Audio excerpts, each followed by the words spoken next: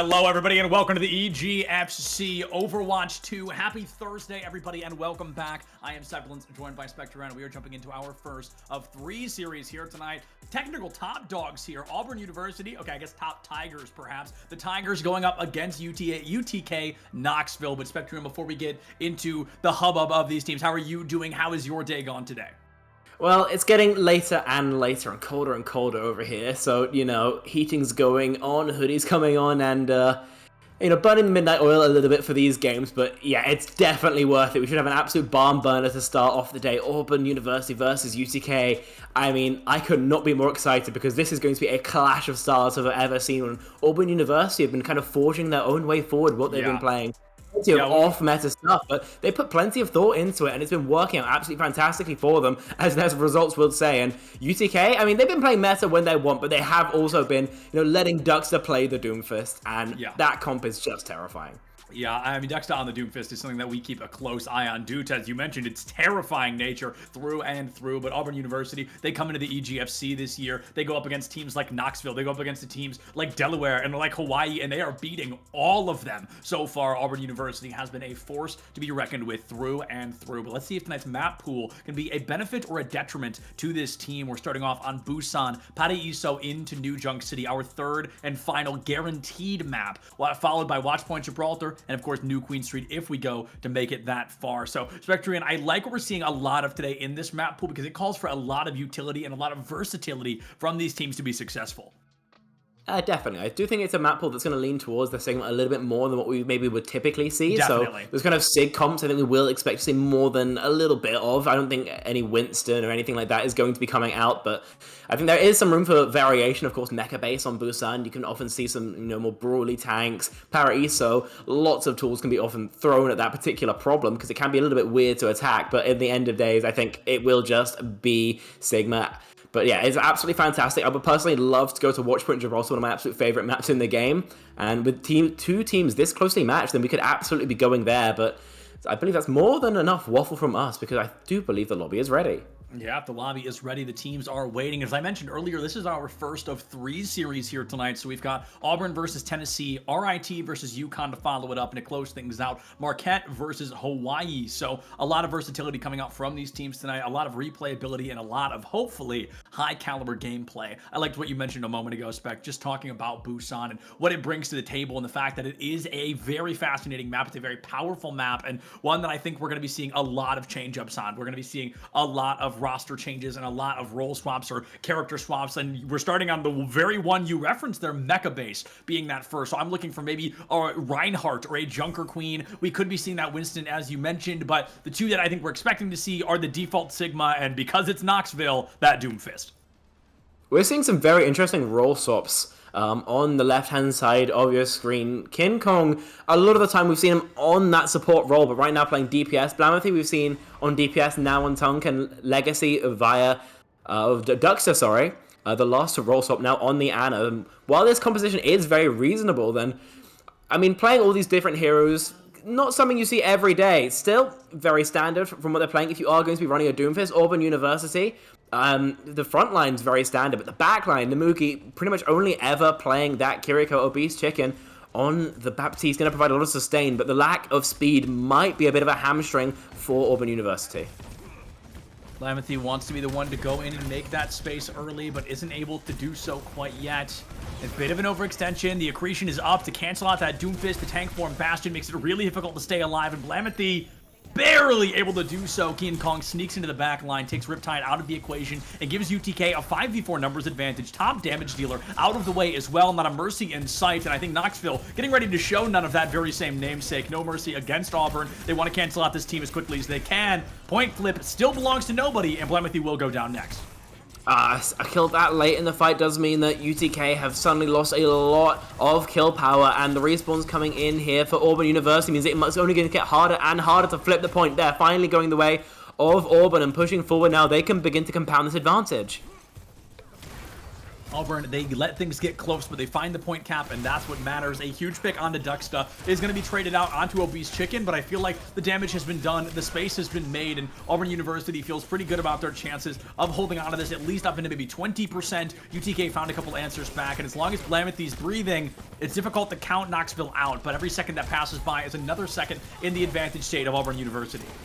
So much space has been ceded on the point that right now UTK do have massive positional advantage, but at the end of the day, they don't have the point. Ooh. Huge punch coming through. Obese Chicken taken down. The Meteor Strike as well, and he just keeps on going. Blamethy, a quiet start, but heating up now in the middle stages of Mecha Base. And point still not flipped, but cleaning up. It will come through. Finally, UTK have established a control, but it took so damn long. Still, it's going to be a little bit easier coming into this next fight. Nano Blade on Ducks and Hydra. That could be a team wipe just there. Yeah, I like what we're seeing there from Knoxville, but they gave a lot of space away just due to their natural overperformance and overextension. They're going to try to make up for it here with a Nano Blade, but an incredible Blizzard from the Brad will cancel out that Blade early on. Knoxville losing 2 ultimates, now a third player of their team going down, capping, I'm going to guess, somewhere around 30-ish%, maybe 35 if they're lucky, before it's going to be flipped right back in favor of Auburn, who are halfway done with this first stage of Busan. Knoxville, they've been able to keep things close. They've been showing up large and in charge, but unfortunately close, just not going to cut it. This team has to come out a little bit louder and a little more consistent with their eliminations, because while Blamethy's at the top of the kill feed, top of the leaderboard with these elims, they're not coming at pivotal times to keep the team in a position of victory. Yeah, I mean, that Blizzard on the Nano Blade was absolutely perfectly played. A bit of an error in planning, I think, from UTK as well. But with the tools they have now, they're looking to engage. Right now, just zoning the backline is Kobe, but plenty of damage taken. It's getting a little bit scary here. The self-destruct might have to be popped for a new mech, and indeed it is. Blamethy lurking ever closer, trying to get the cancel, but instead will give a little bit of mercy. Hydra takes it away, and trading 1-for-1 now. Auburn University really struggling in this fight. Obese Chicken, Lamp taken down, and the Baptiste shortly afterwards. Rally pop from Legacy, just swinging onto Riptide and Namugi, and now it's just the Brad on the car. Ice Block pops, but going to be popped out of it and taken down shortly afterwards. Just the Diva on the point, and 95% will be where the fight ends, about 99 accrued, and finally, last fight territory, UTK are back in control. UTK finally getting themselves into a winning position. We've got 40% on the board. They have to make it the remaining 60 seconds, a full minute on the clock without losing a single engagement anywhere across the board. It's not an easy look, but it's the one they're staring into the face of right now. So Knoxville is going to be looking to go in early, I presume, with this Meteor Strike to use as an engagement tool, but a Kitsune Rush from Namuji isn't going to be enough to get Auburn out of the way. Riptide already down. Obese Chicken critical condition with the late blade from Hydra. Going to be able to make some space. It finds at least its one before Hydra gets sent back to that spawn room. The trades are sloppy, but they are in favor of Knoxville, and one more elimination could really seal the deal. There it is. We see Namuji go down. The Diva, last one left standing, and Kobe can't even get off the map before Blamethy gets them out of that mech and rapidly increases the chances of UTK. Oh, I mean, you love those late stagger kills. That's going to mean that it's going to be more or less one fight territory as well for UTK. They have the nano boost from Duckster again, and this time no Blizzard to shut it down. This time very likely going on Blamethy, and that amps up Doomfist is a sight to behold. So Auburn University going to have to play around cancelling that. Obese Chicken now on the Ana, landing a sleep dart might be the key to that particular lock, but it has to land it. Early slam in with a nano to boot is going to get a lot of damage on the Namuji, who is maybe 5 HP, somehow able to live long enough to keep the action engaged. And the swap back from the Brad onto the Bastion. We've seen Riptide and the Brad bring out the Bastion in an attempt to dismiss the Doomfist from the fight, but we get closer and closer to it ticking away. Nobody from Auburn remembers to touch. They're too engrossed in the fight. They're not able to make it to sight, and they are going to be losing that first point 100-98. UTK able to find the first stage victory here on Busan. It was scrappy both ways, but in the end, just a little bit more clutch from UTK did give them the win there on Mecha Base, but coming here onto Shrine, onto Sanctuary, sorry, then going to be a lot more wide open, going to be a lot harder to play this Doomfist. So normally here you see poke comps, and UTK typically can play that with their roles all muddled up, maybe not something we'll be seeing as much of. Auburn University, however, they've decided just to put a little bit more resources into Blamethy, what they expect Blamethy to play. Kobe, now on that Orisa, plans to use that spear onto Blamethy, but Blamethy onto the Sigma. In fact, almost full Sig comp from UTK means that this might not be a choice too judicious. It is of note as well. Oh, no, Legacy swaps over to Lucio, so yeah, full standard from UTK. Maybe not what they play all the time, but they're still very, very confident on it. Yeah, absolutely. I mean, this is like you mentioned, this is kind of a meta that we've been seeing pretty often. In Auburn, they're running the anti-meta meta, which means they are just bringing the characters to the table that are really good at stalling out something like a Doomfist, that are good at stalling out mobility characters like Legacy, Orisa in particular. Soldier 76 is tracking, and of course, the existence of the Hanzo arrows makes anybody's skin crawl. So I expect that we're going to be seeing a lot of value out from the side of Auburn University as the Brad. It gives us a great demonstration on what exactly that means. Duxta, first player to go down. Immortality Field not online. Blamethy gets dismissed from this Mortal Coil by the Brad as well, and while Hydra goes for a late trade on the Nemuji, it's up to Kian Kong to find that opportunity of the elimination onto Kobe. Nemuji has fallen. Can Kobe follow them to the... I think they might. If just one more hit can land, the tank goes down. Good, and the opportunities continue to grow. UTK, first point cap is theirs. I mean, humongous clutch coming out of UTK. Once both teams traded the baps, I thought it was all over but the Crying Nemugi. Having a lot more sustain than Legacy is a massive advantage, but mechanics are there. Hydra's just insane. I beg pardon? I'm going to start talking till Spec gets back, because either he crashed or I did, and I still have a feed, so I'm going to assume it was him. But UTK, they find themselves in a pretty comfortable position here across the board, looking for an opportunity to strike, and things are falling a little bit lower. Oh, okay, no, just I can't hear Spec, apparently. Even more fascinating. Oh, there you are! Wait, you're back! Oh, it's cool. Okay, I don't know what that was. Welcome back! Okay, we're back. King Kong just landing a railgun onto Riptide. A great way to start this out. The Blizzard eaten by Kobe. Humongous kinetic grasp. And he compounds that with a great rock onto his opposite number. Been quiet so far has Kobe, but again, shouting now, taking care of more as Hydra falls as well. Rock does not connect, but the kills still keep coming Kobe's way. And off the back of a humongous clutch off of the Sigma, Auburn University get the flip.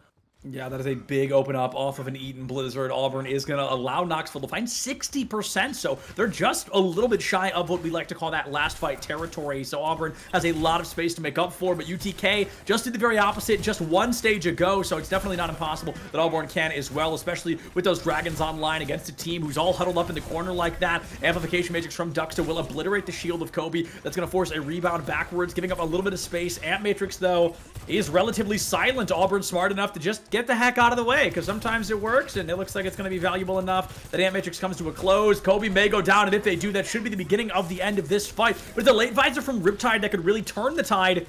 Knoxville going to be hitting Auburn to the taste of their own medicine, just getting the heck out of the way, but Kian Kong slides too close to the sun, and as that Sojourn goes down, Knoxville has to give up even more percentage on the board.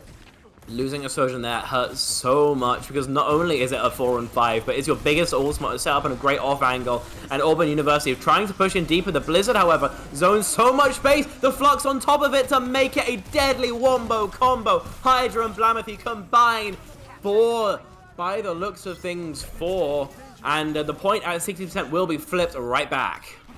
That is a huge opportunity for UTK. They were staring a fight in the face of defeat, but they are able to emerge victorious. They're going to be able to take the advantage over Auburn here once more, and as this control is going to be coming to a close somewhat soon, it's going to be a difficult fight as the overclock is the only ultimate currently on the table. Maybe Duxta brings an Amp Matrix out as well, but UTK needs to find a UT way to walk away with a map victory and give themselves a 1-map advantage going into our second map. Going up here now with Overclock on top of King Kong. Gonna have to scale it. Inside space is Auburn University. Gonna get harder and harder as he builds up that rail. Window pop not comboed. Instead, just 2 ultimates trying to force the sidelines. Kitsune Rush zoned off as well. But the Brad taking care of 2. A great way to start this off. And the kills all red in the kill feed. And right now, it looking like a flip again. 99% for UTK, but still not the flip. Yeah, it was a close one for UTK, but as Kian Kong went down with that overclock, finding not even a single elimination, that's where things really began to fall apart, and UTK wasn't able to find a way to emerge victorious. They've got no ultimates moving in. Auburn's going to have that visor, possibly a nano, and those Dragons online, versus Knoxville's whopping nothing. The likelihood of a stage 3 is very apparent and could be happening in just a moment here. University of Tennessee Knoxville, they're going in with 15 seconds left. Touching is going to be difficult, let alone getting in, finding the necessary value to stay alive. If they can get Kobe out of the way, that is their win condition right now, but his visor is going to be popped. The Dragon's not far behind, and a nano to boot. This could be the beginning of the end of Knoxville. Downtown could be just seconds away, but it's Kobe has already bit the bullet. The Dragons come in late. One elimination onto Legacy, turns into another onto Hydra as well. A late nano boost should be enough to find Duxta, but even that Sigma Eat keeps that Baptiste alive. Can Riptide do enough? By golly, they sure can. And Auburn are going to go ahead and take us all the way to downtown, my personal favorite of the three belonging to Busan. We just keep on going. These two teams seem inseparable. It's gone to almost 99-99 on both points. I think a couple percentages making that not the case. And as you mentioned, downtown will be the decider. These really wide open sightlines, as again we saw there on Sanctuary, but now the point going to be even harder to play. This low ground surrounded by high ground means that anyone who has to contest it has to deal with the death sentence. That is such positional disadvantage, and UTK not wanting to play the Sigma again by things back over to the Doomfist. Blamethy will have a much easier time contesting that high ground that overlooks so much of the sub-map, and Auburn University not wanting to stick on that wrecking ball, making changes back over to what we see from them a lot more here. I think previously they have liked to play the Brad on that Tracer, but here they will be chosen just to try and isolate Blamethy. Yeah, Blamethy's been so aggressive on the Doomfist. Of course, they're going to be playing it here on downtown. This map lends itself so aggressively, so comfortably to that Doomfist playstyle, and I think that UTK is more than aware of that. Auburn, though, they bring a really anti-Doomfist table or composition to the table. They go for the wall up. We see the accretion come out late, and Blamethy has to get out of the way, barely able to do so. Blood last stage as well, and they did unfortunately end up losing it. So let's see if they're able to do a bit better here. Blamethy is going to be traded out, and UTK, they are in a rough spot right now. I'll tell you that. They need to get this point cap, and as Auburn slowly but surely devastates these numbers, Knoxville's got to do something to make it happen. Just sitting on point right now, getting poked out is UTK, but Riptide finding the first kill. Ducks are taken down by a railgun, and now with the Doomfist back at least, it's still a 4-on-4, but Riptide will not stop taking care of his opposite number as well. Hydra trying to make a play here, but yeah, shut down pretty quick, and point will be flipped in the favor of Auburn University. Auburn University take that first point advantage, and they know that they're only one stage away from emerging with that first map victory here online. I think they're going to be just seconds away from making that magic happen, and ideally they're going to be able to get it. But let's see if Auburn University can get that opening space and keep it rather than giving it up around that 40% mark which we've seen every single time so far. Whichever team got 40% first began to struggle right around then. Let's see if Auburn can rewrite history with a Blizzard and a Kitsune Rush as well as a Nano in their back pocket. Both nano boosts getting closer and closer. Going to be a little bit easier for Auburn to find, or for Knoxville, sorry, to find value with it. But right now, with defensive positioning, Auburn have such a massive advantage. Yeah, that nade, absolutely huge. It forces so much space. Ooh. Hydra allowed to capitalize on top of it. And taking care of two is the Genji, slicing and dicing. He will not be stopped. What did I say? Struggling around 40. Yeah, I mean, it's been said before that if you cut off one head of a Hydra, then two more will grow back in its place, but Hydra right now is still firmly attached to his shoulders. Yeah, Hydra really showing up strongly there, in Auburn, as I just exactly predicted a moment ago, struggling around that 40% mark. They just barely make it over the 50% threshold. Halfway done here with downtown, but if Hydra can continue that level of aggression, that level of in-your-face play, it's going to be really difficult for Auburn to respond accordingly. But they've got a Blizzard, they've got a Kitsune Rush, and I presume we're going to be seeing a Nano Blade in the back line. Obese Chicken misses the sleep. Now it's going to be two down into a third, and Hydra not going to have their head cut off, but going to cut off several of their own. 4 eliminations in favor of Knoxville. They use 2 ultimates to get it. They find their 30% marker, and they feel a little bit of pressure relieved on the side of Knoxville. Auburn committing 1 ultimate of their own and getting nothing from it.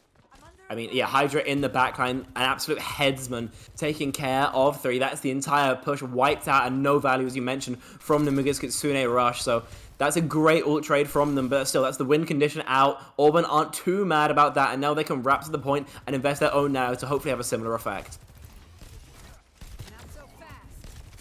With that terrain surge online, that Terra Surge from Kobe is the ultimate I'm going to be looking at. Before we even get the chance to get the positioning for it, Kian Kong comes out with an overclock, bides the time, gets aggressive, creates the space, and forces a Meteor Strike out from Blamethy. Auburn University, they think the Doom's going to use it to get out, but instead he's going to go deeper into the back line, or at least bait the concept of doing so. Might go for a drop-down punch or even a seismic slam into the back. Every second stalled is a second gain for the side of UTK. Dux has been eliminated by an overclock, a nano boost in the back pocket as well. The rally is useless. The Doomfist can't do a darn tootin' thing, and all of a sudden, this team begins to crumble at the hands of Auburn University. 85% overclock nano boost, an unbelievably powerful ultimate, is going to be the open door for Auburn University, who are now 40 seconds away from emerging victorious here on Busan. Knoxville, their tanks are empty once more. Yeah, Riptide gets all the resources in the world, all the eggs into that one basket, and I mean, 4 kills off the back of the overclock. That's everything you could have asked for him. And as you mentioned, no ultimates at all for UTK, so they're pushing into this almost lost fight territory dry.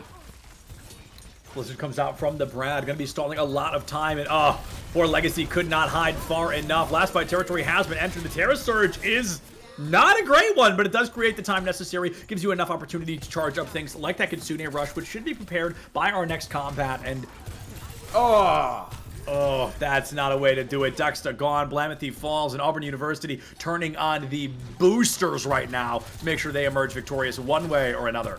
I mean, 5%, they have to struggle for a touch, do UTK, and Trying does Hydra, but Trying's all he's going to do. Riptide takes care of him pretty quick, and yeah, no touch comes through.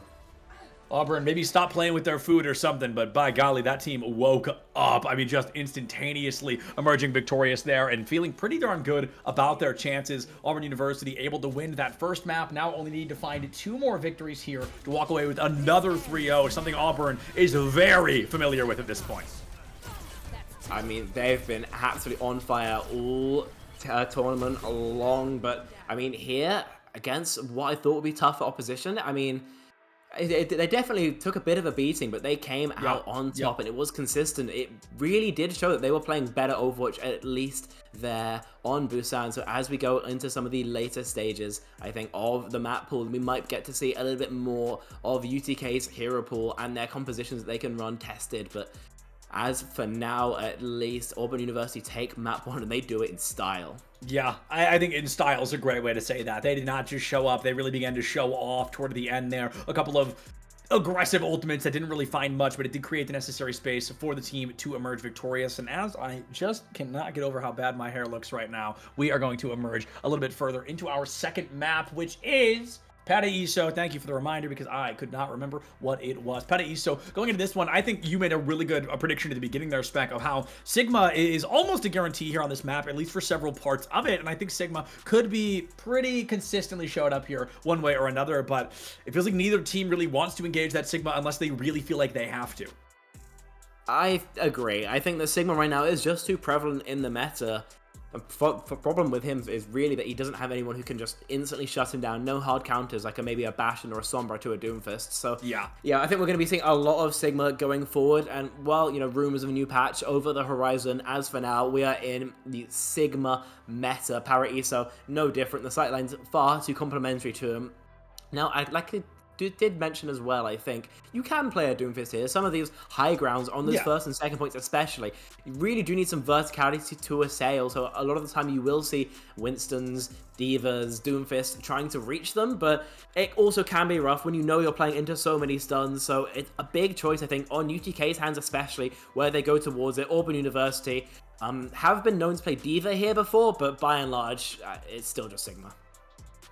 Yeah, the Sigma is, I mean, he's just too strong, man. Space Grandpa goes crazy. He's just such a strong character that we see so consistently in matchups like this, in scenarios like this, and I think Auburn might be trying something like that going into this. Starting on the defense as well, I suspect we're going to be seeing probably an Auburn Sigma. I've seen people try to play Diva on the defense here, but I'm not particularly fond of it. I think it's a really unique play style to bring out. I think it's a really difficult thing to run, and I think Sigma is a much safer option. But on the offense, you're definitely given a lot more room for, dare I say, creativity. I think we've seen some offensive Symmetras somewhat often. We've seen some Reinhardts occasionally. While I don't think this is a good Rein map at all, people do still like to try to make him work on Hybrid, his last map type left. But okay, no, here we go. So Kobe might be trying the defensive Diva, and I'm eager to see this attempted once again, because it's something I just really have not been super fond of yet.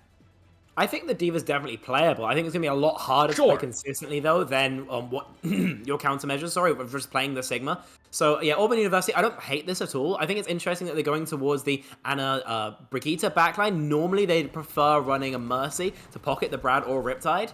But right now, it's just going to be focused on your DPS, playing your angles. Your supports can play a little bit further back, act as a third DPS, can Obese Chicken. Namugi just going to be peeling for the Anna, as well as giving armor packs to the Brad especially. He's going to be taking more than a little bit of spam, and UTK, by the looks of things, not changing up anything in terms of roles. Hydra starting on the Widowmaker, very likely to change, and a nice nade to start things off. An early nade will create some necessary space, and Blamethy going deep into the back line, pulling focus from Kobe. This could be as beneficial as it could be detrimental, but looks like Blemethy's going to give up on the flank attempt, eat a couple of Echo nades, and I think we're going to have our eyes in the sky pretty consistently here. 2 Echoes going toe-to-toe with an opposing hit scan and no immediate support pocket is going to make it difficult to play a character like Echo in a scenario like this one, but let's see if they're going to be able to find that opening space. Already 30 seconds off the clock. Blemethy has been sent back to the spawn room, and that should stop UTK pretty aggressively in their tracks. Yeah, I mean, you need a pretty quick pick to make this fight at any point winnable. Right now, positional advantage as well as numbers advantage far too strong for Auburn University. That being said, what we're seeing from the attackers is a lot of stalwartness trying to hold this forward space, so Auburn University can't retake anywhere they'd traditionally have to defend. So even though they did lose Blemethy, they're attacking this second time from a forward position, and they profit off of it with 2 kills. Ooh, 3 eliminations in favor of UTK. The Brad picks up Blemethy late into the engagement, but it's not going to be the opening space they needed to emerge victorious at the end of the matchup there. A slow and steady fight trying to win the race, and I think the Brad may have a bit of a flank angle if the recontest comes through for Auburn. I think Kobe's the only person that could touch, and they themselves aren't even full health, so I think this is going to be a delay of the inevitable. The mech is obliterated, the Brad is deleted, and UTK will be able to cap this first point. 5 minutes left on the clock. I really dislike that attempt to touch, unfortunately. Agreed. Yeah, just 2 players coming in, an Echo and a D.Va. There's no way they're sustaining long enough to get a kill, and even if you do, you're still 4-on-2 down HP, down cooldowns. I don't think it was realistic, and I think that maybe trying to get an aggressive hold on Arch would be a little bit more tenable, but what's done is done, and Tennessee now can just keep on taking this space. It's going to be so hard for Auburn University to get started on this defense if constantly Tennessee can just go wherever they wish on the map. Ooh, Blemethy deep into the back line, but the elimination will be stolen by Hydra. Duxta and King Kong being dove out, I believe, by Kobe. I want to be keeping a close eye on these tanks, as both of them are going to pretty consistently leave their back line in an attempt to get a pick, and Blemethy will be the one to get picked. Very close to taking that Ana offline, but close only counts in horseshoes and hand grenades, and none of that going to be here in this matchup here on Paraíso. Auburn University has the high ground, and UTK getting stalled out in their tracks. This is a spot many people consider to be the hardest point to cap on all of Paraíso, is this second right around that last corner. And as UTK fully loses card control, it's going to be a tough one to fight back on. I mean, yeah, it's very, very tough. So many important lanes on this map that one has to control when attacking. Staggering out Blemethy here, just going to make this recontest longer and further away. That's finally a great start from Auburn on this defense. Took them a little while once they slipped up to get the ball rolling again, but now they have 4 ultimates charged up as well. It's going to be much harder for UTK to push into this. And as you mentioned, one of the hardest points to attack. So as long as there's no big slip-ups, especially from the DPS of Auburn, then we could see this 3-minute timeout now whistle down much lower. Yeah, I mean, we've gone from 5 to 3 already, and it feels like we've only been here for just a couple of moments. Blemethy deep into the back line. That's a bit of an overextension, even with that Meteor Strike online. The Brad goes into the back line with the Nano Boost to boot, but Hydra will be the first one to bite that Nano Visor to bullet. A rush down onto Blemethy, finds a second elimination as well, and UTK, I hate to say, I think we are getting a lot of overextension from this current composition. I wouldn't hate seeing some swaps here, I'm not gonna lie. Yeah, Blemethy's been going down first a lot. Doomfist can often be a feast or famine hero, but maybe not to this extent, so going in very aggressive, very hard is Blemethy, and right now not really paying off amazingly for them. Nano Boost as well used, finding absolutely no value, is a big loss for them. That being said though, Auburn spent a lot, so also advantage here for UTK in this fight.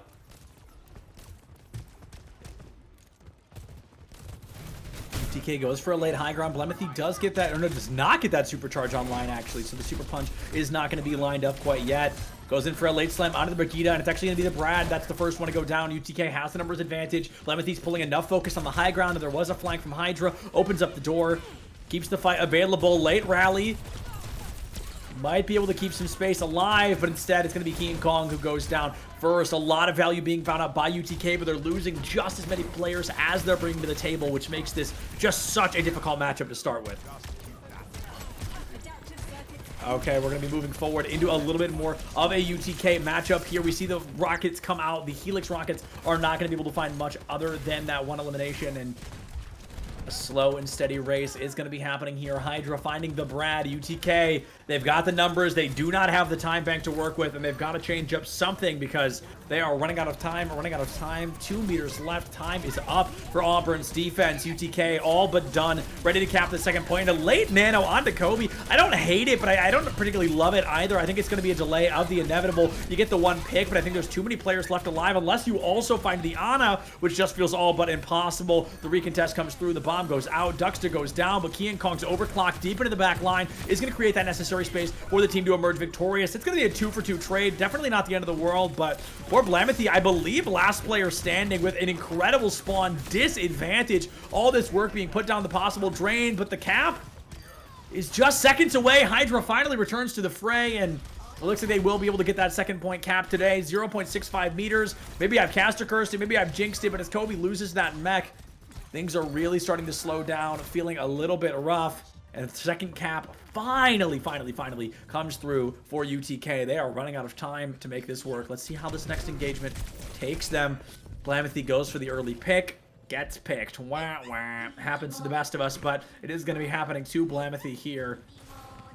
Pressure's out. And now, I mean, what do we see from the side of UTK? They have to wait for their tank. Big pick from Ducksta onto Riptide. And Kobe waiting for the opening once more. D.Va can work, and I say that gently. D.Va can work, I think, but she's not going to be an easy character to work with in a scenario like this one. The sleep is out, the bio nade is through. 6 HP, you boost her into the enemy team. You lose your Ana, you lose your mech, and you lose your life for the efforts you've made. 80 seconds left. UTK finally get those wheels moving again. Oh, okay. That was one of the pulse bombs I've ever seen.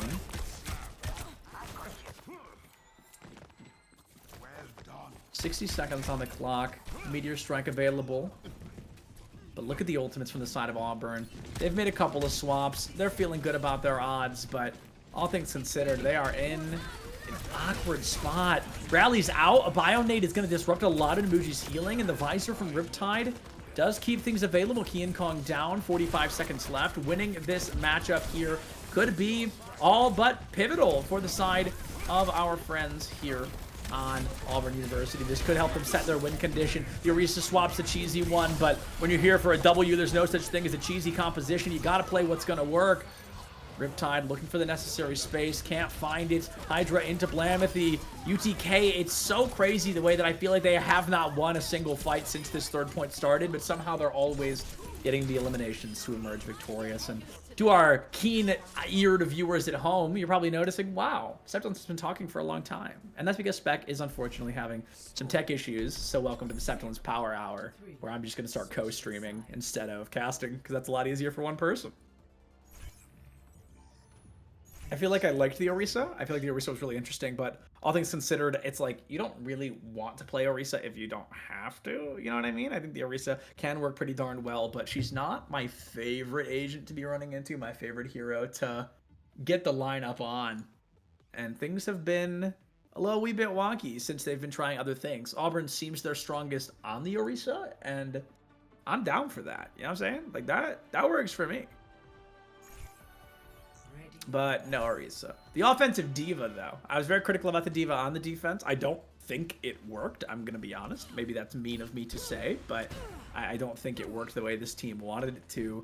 University of Tennessee, Knoxville, bringing out the Sigma. This is the expected team composition, and I'm looking forward to seeing if it works well for them, because Auburn, the first fight is going to set a pretty loud precedent one way or another. They're going to be looking at an immediate victory, or they're going to be looking at possibly a full hold here from the side of UTK. And actually what Spec had mentioned earlier is going to be coming to fruition here. Namuji swapping onto the Mercy, the agent they are best known for. Hero. I keep saying agent. You guys know what I mean.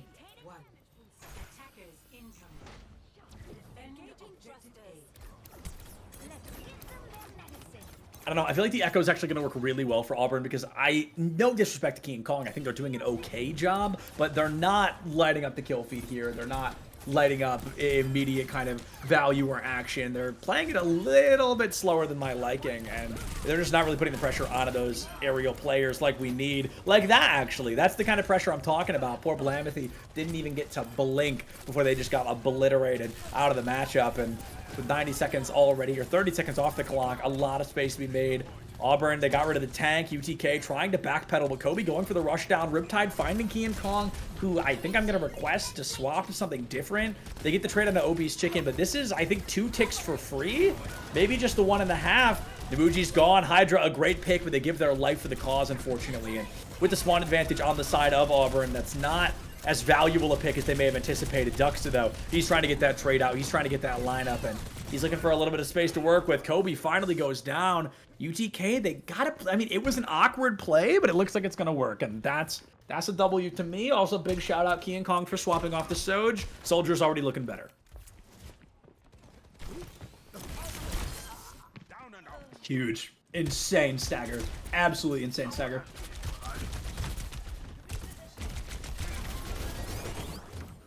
Doomfist, Diva matchup, smile. Blamethy just gets a lot of value out of that, and I think Blamethy being on the Sigma could be big because accretion is valuable, and I think it's really good at keeping the Diva out of the equation, but instead she's not going to be, I don't know, Diva's just not being as contested as much as I want her to be. Blamethy is peeking into the back line, finding a pick on an emoji that was really valuable earlier with the help of Hydra, but all things considered, I mean, UTK, they are toying with their food right now. They've burned 2 minutes, and it feels like Auburn has barely touched the point at all. Yeah, they have not. It's been rough on this attack. Only a third of a tick gained, and now engaging, even with the Mercy Pocket, it's really rough from the Brad to scale into all this spam damage. Duplicate onto the Doomfist, but where does he go with it? I mean, absolutely nowhere at all. Just no value found with it. Riptide is going to be taken down by Duxta as well. So Auburn University, they overextend with the ultimate. They go for the eliminations. They're not able to find Namuji. Just hits the grossest resurrection I've seen in ages. And now UTK, they've got 90 seconds left to stall before this map is just theirs through and through. It's feeling very comfortable for UTK getting back into the series in style here on Paraiso, and now, I mean, their ults aren't perfect, I guess is the only thing you could say about what's going on here, but even taking care of the Brad means that their ults don't matter because a minute left, and it's a 4-on-5 that Auburn University has to try and force. Hydra is going to take down Kobe. Kian Kong goes out as well, and with that tank missing on the side of Auburn University, I think they're just running out of time to make something happen. The remech is meleeed away by Hydra, and UTK, they've got 60 seconds left before this map is theirs. Even if Auburn does cap at this point, I believe that gives them 2.5 minutes on the clock to get to second point, which, as I referenced earlier, is considered one of the hardest points to cap, or the hardest of the 3 on this map. So Auburn, they've got a hell of a task ahead of them if they're able to pull it off at all. And as things seem to be going right now, I just don't think so. I mean, Kitsune Rush available for Obese Chicken, one of the most powerful ults in the server, indeed the only ultimate in the server. That's going to have to be Auburn University's ticket to continuation here. Pops on the point, but right now the Hydra will be caught out. That's the first domino to fall, and Blamethy on the stairway falls shortly afterwards. It takes a hot minute, but in the dying stages of the first round, and the flip will come through the cap. On first point is here. Auburn University have extended play, but as you mentioned, 2.5 minutes, one of the hardest points in the game. They're not out of the woods just yet. Not out of the woods at all. Maybe about halfway through the woods at a moment like this, in Auburn University got to be feeling good about how that performance turned out, but definitely not feeling great, all things considered, to the team that was looking for a little bit more value out the gate early on. They lose Obese Chicken, and they're really losing a lot of that early momentum that we weren't able to see from that lineup earlier today. So let's see if Duxta can find the Brad, and it's going to be Kian Kong finding an elimination of their own. A matchup that felt pretty dominant, all things considered, for University of Tennessee is starting to flip back to that script. Things were a little clunky, a little awkward, but Auburn broke through. UTK is ready to put them right. Yeah, stabilization here. UTK very comfortable from these long sight lines. Going to be incredibly rough to scale into it. Auburn University right now kind of struggling to get much of anything going. Now forcing the space is going to be a little bit of an advantage here for them. But still plenty of ults to get through, plenty of space to gain, and Hydra making it very, very tricky for them.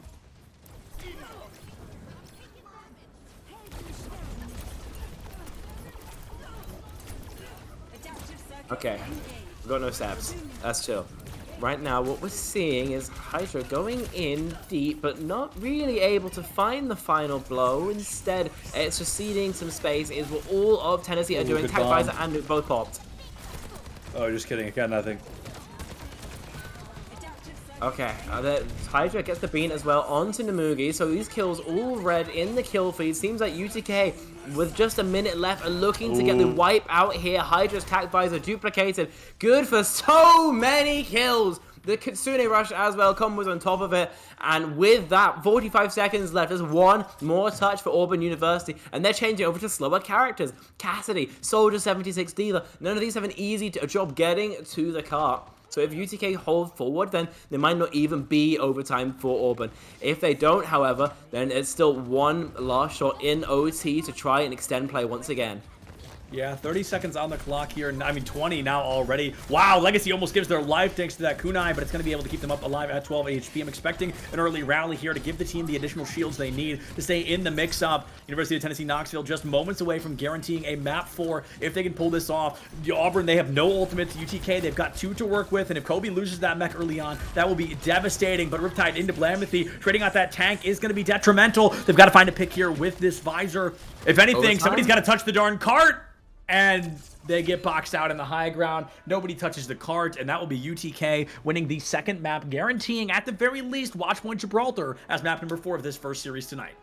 Yeah, it's just what I was hoping for. We've got that one, but I mean, right now, I think the story of the day has to be UTK, who stepped up fantastically here on Para So Hydra, a particular standout on the Echo, but it was a team performance on Para-ESO that brought them to a completion. It was a team performance that brought them to almost a full hold, so hats off to them. They looked fantastic while they were there. Auburn University just not able to keep up. Yeah, Auburn going to be falling a little bit short there, and UTK up against the greats of the EGFC. We put them up there with the Delawares, with Hawaii, and Auburn's beaten both of those schools already. Will UTK fall to them as well? Find out on the other side of this break. Don't go anywhere.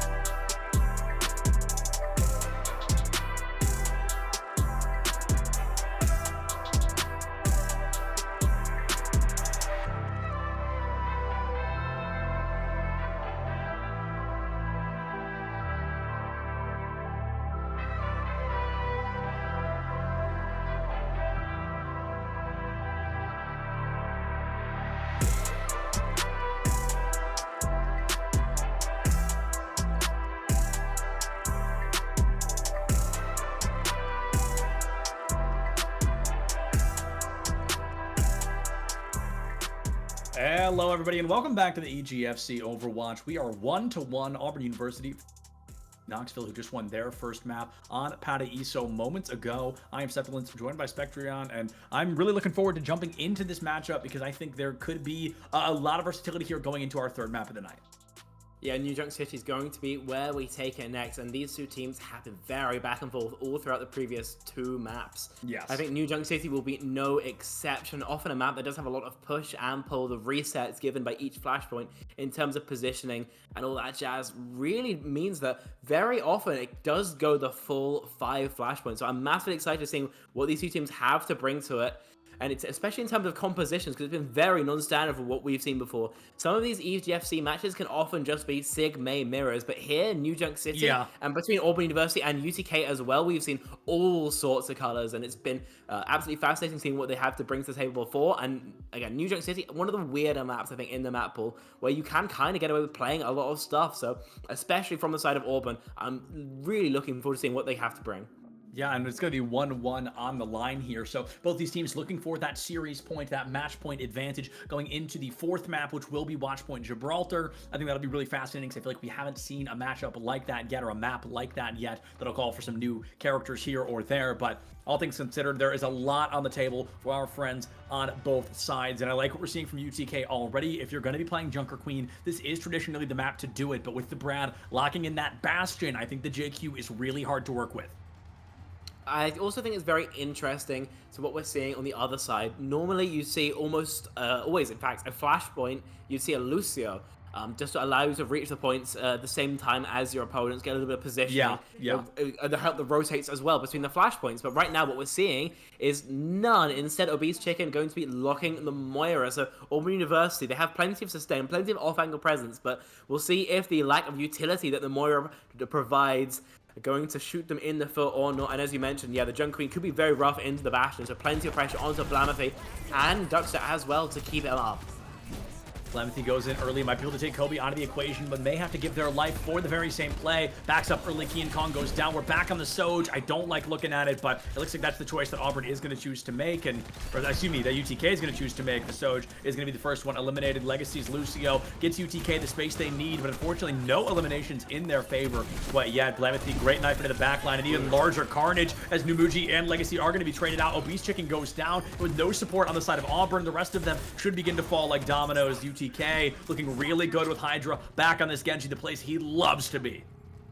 Fantastic re-engage from UTK. I thought it was all over after King Kong went down so early, but Blamothy and Hydra just put an absolute shift in, and Auburn University with no Lucio could not kite all the damage they were pumping in. So yeah, wiped out first control here on Flashpoint for UTK, and now with the Dragon Maid coming up so early, there's no tools of Auburn University to try and shut this down.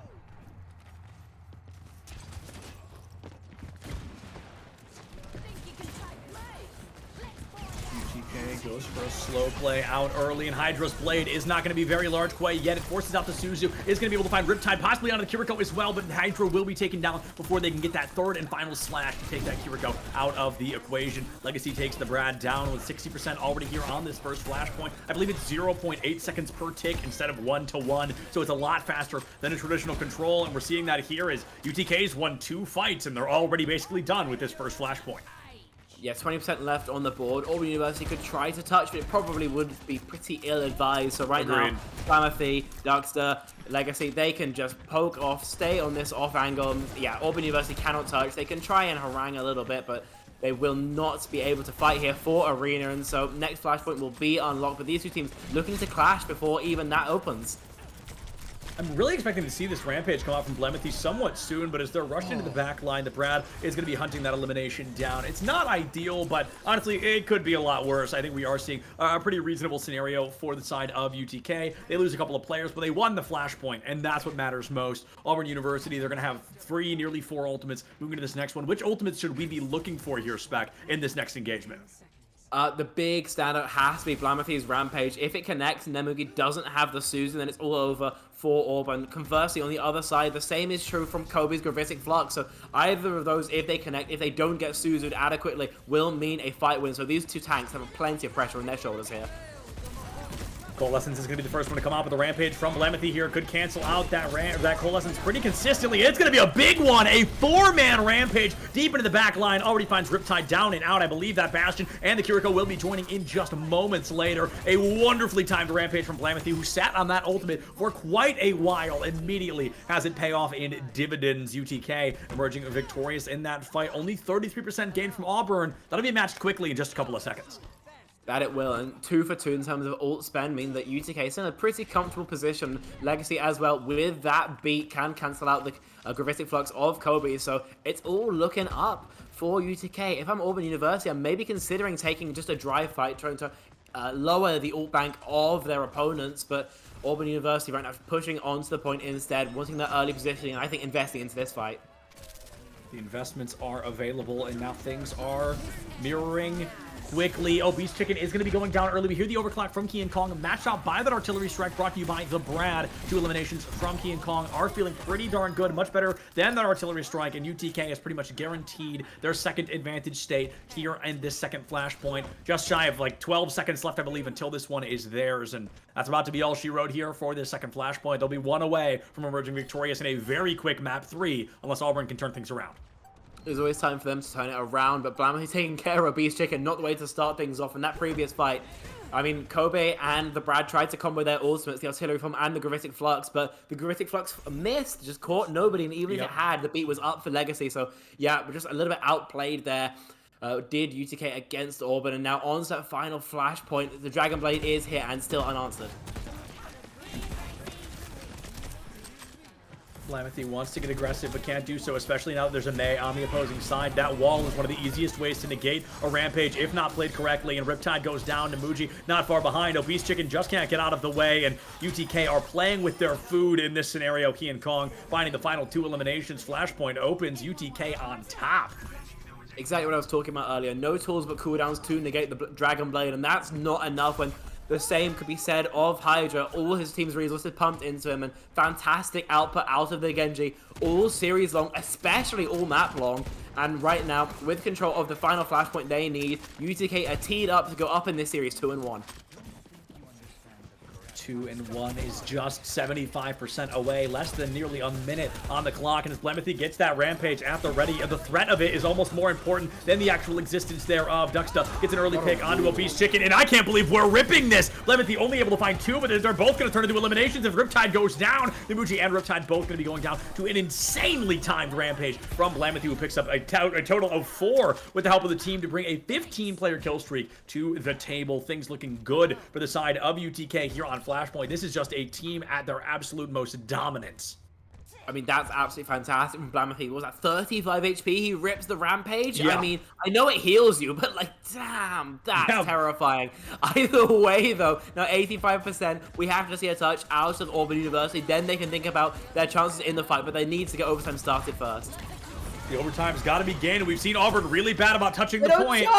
Just like that. That is the 3rd time tonight we've seen Auburn fail to touch the point when they very, very much could have, and that's the 3rd time it's going to bite them in the butt. That is UTK going up very quickly, 2-1 on the series so far, and they're now just going to have Watch Point Gibraltar as their possible closing opener. This is going to be Blamothy feeling good about this Rampage. This was where the fight, really the tide began to turn, and UTK never lost the momentum from here. I mean, yeah, putting Blamothy on the Junk Queen, putting Hydra on the Genji, I mean, it's a recipe for success. We saw it then. 100%. It was absolutely went off when they get to play their comfort heroes, and Auburn University had absolutely no answer. And as we go forward here, on to Watchpoint Gibraltar, I mean, it's not one of the worst SIG maps in the game, but it's definitely up there, you know, and because UTK haven't really shown the ability to play dive with maps with that much verticality. Auburn University might really struggle here, so it's getting tougher and tougher here later on in the series for Auburn. And they're going to have to massively clutch up if they want to take this to a map 5. Yeah, clutch up is the name of the game from Auburn. And this is the first map today where I can say we might see a Winston. And I don't feel crazy for saying that. I think Winston can work pretty darn well if played correctly on this stage. And I'm looking forward to seeing if the Winston is brought to the table or if instead it's going to be something else. But New Junk City ended in favor of UTK, and I don't know. I think Winston could be a bit of a mix-up here, but the problem is if Blamothy comes out on Doomfist, your Winston's gonna get ripped apart. So you've got a lot of ifs, ands, and buts to worry about. I don't think we'll end up seeing a Winston, just because at any point one of your DPS can swap to Bastion, and that basically disallows Winston from being played. I think Bastion right now just too good at deleting Winston. So I think that what we're going to see from Auburn University more than likely is going to be a D.Va. They've liked to play it before, and on maps with this much verticality, you do need the boosters to get around. And UTK, they love to play the Doomfist, even where Sigma's going to be normally considered meta, so I don't see any reason why that would swap. The rest of the individual hero picks, I mean, that's very personal preference, but I think in Overwatch 2, the tank decides what everyone else does, and the two tanks that these two teams pick, I think, are all but locked in already. Sure. Again, as I mentioned though, UTK, I think, have a massive advantage in Watchpoint Gibraltar, so it's definitely on Auburn to try and counter-pick them. At least they do have the advantage of knowing very likely what we're going to see out of UTK, maybe trying to counter it with a Sombra, with an Orisa. Yeah, and I feel like Kobe, that's what they elect to do.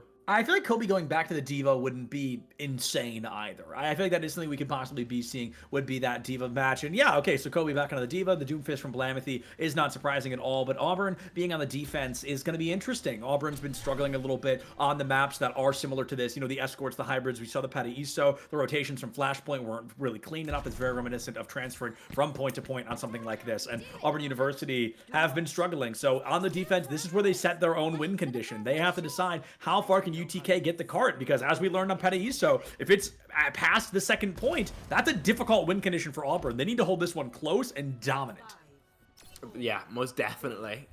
Right now, starts with very low damage, I do have to say. It's almost the backline, I think, to provide a lot of supplement to that, because Riptide and the Brad, while they can take some great off angles, don't really have any long-range kill power. Blamethy slept early, though. This gets scary. The Bionade is going to be scary enough, though, to kind of hold the detriment over Auburn University. Nobody gets to dive onto Blamethy. Sleep Dart is out. There's a little bit of room to work with. And shout out the Brad for rocking my favorite Tracer skin. Not one we see particularly often, but University of Tennessee Knoxville going into the high ground. They have the Brig to do it. A Doomfist as well. It's a dangerous spot for Auburn to be in, but Tennessee's got to get out of there one way or another. They can only sit up there for so long. They've got to choose. Do we full dive the high ground? Do we rotate underneath? Or do we make some fundamental changes to emerge victorious? The Doom Punch is deep into the back line. Gets rid of that healing strike, and it's going to be the Brad who's the first one to go down. Hydra all the way in that back line. Gets that elimination. Let's see if UTK can continue to get some movement with it. I can't believe how far the cart has snuck forward in this time as well. I mean, in theory, I don't think the Brad should ever be going down there. They should have the sustain, should have the pocket with the Kiriko, but especially in the backline, just isn't able, to get any help from their team. So shut down pretty quick. A huge opening kill. Well, you have to cede all of their space to Auburn. Now Blamethy can just go in straight again. Uh-oh. Blamethy can go in, but almost has to get right back out. And Muji taken down by Hydra in that back line. With the Meteor Strike almost online, I expect Blamethy to get really aggressive for the rest of this fight. They know the Suzu is gone. They know the healing is gone. But the Hinder, now that's something we didn't expect to see as the Brad swaps late onto that Cassidy. A punch onto Kobe, but no disruption out of the supports. This could be huge. Goes for a Meteor Strike, but does not choose to let it fly quite yet. Nano boosted Kobe. Oh my goodness, a counter Nano onto Legacy, keeping the Brig alive. Blamethy goes down. The bomb comes out. If they get the Elam onto Kobe, that could be huge, but the remake is unfortunately there. A Hinder catches out on Legacy, and a lot of ultimates used. Now a rally out of the back pocket of UTK just to try and make it out alive, which Legacy isn't even able to do. UTK, they expend a lot of ultimates, and it looks like they are going to be falling a little short. Poor Hydra cannot carry this team any harder right now, finding every pivotal elimination they can. Maybe even one more for the road, but no, it's Riptide that comes out with a 3-piece. Tuxa gets the trade, and Blamethy not going to make it out with their life. Oh, or? Wow. Yeah, Doom movement just too good. I think that was a slam cancel into punch. I mean, Doomfist, one of the most mobile heroes in the game, able to deliver a lot, will not. But either way, yeah, plenty invested here, and unfortunately not the cap. So right now, Auburn University looking very good on their defense here. Just a minute and a half left to go, and UTK don't have the time to bang ults. They're far too far away, so it's just going to need mechanical plays to try and crack this point open. Kobe goes out early, gets whip shot away. The whip shot currently still does 90 damage, but it will be lowered to 80 in the next patch. So I love how these Brigs are trying to get every last lick of damage they can out of the way. Blamethy dismissed by the Brad, and I think D.Va really getting a loud advantage here as she continues to be in the way, constantly on top of the matchup and finding herself in an advantageous position. Her rotations just work a lot easier than the Doomfist. She's a lot more survivable on her lone. Some of those boosters, the defense matrix, are so great in 1v1s just like that. Duxa couldn't get out of the way, and Kobe's 5K keeps us below a minute for the side of UTK. Yeah, it's getting harder and harder for them. At least they have charged into most important ultimates So this is going to be their last best shot. We've seen Nanoboost go onto Sojourn, pretty much every member of the team, in fact, for UCK, but it's going to need to be the best possible target. I think very likely going to be King Kong to combo those two ults, but that's so much pressure onto your Sojourn to essentially win or lose you the map, so hopefully King Kong's shoulders are wide enough. They can also try to farm a Blade in these final 20 seconds. It's not going to be easy, but it's certainly possible. Banano comes out onto Kobe there. The Diva rally to boot, and as Auburn just has this many Q buttons, I think this should be a fight win, almost a victory for them across the board. They've got the rally. We hear the high noon come out. It's able to find King Kong, who is going to pop that overclock and not get a darn tootin' thing with it. The final elimination onto the final player of Legacy should be just enough to wrap things up with a nice little bow on top. I mentioned the win condition had to be set by Auburn, and by golly, have they done just that. They have given themselves a huge opportunity to force us all the way to map 5, which I don't even remember what it is. New Queen Street. Just kidding. Got it. Yeah, New Queen Street. Yeah, nicely done.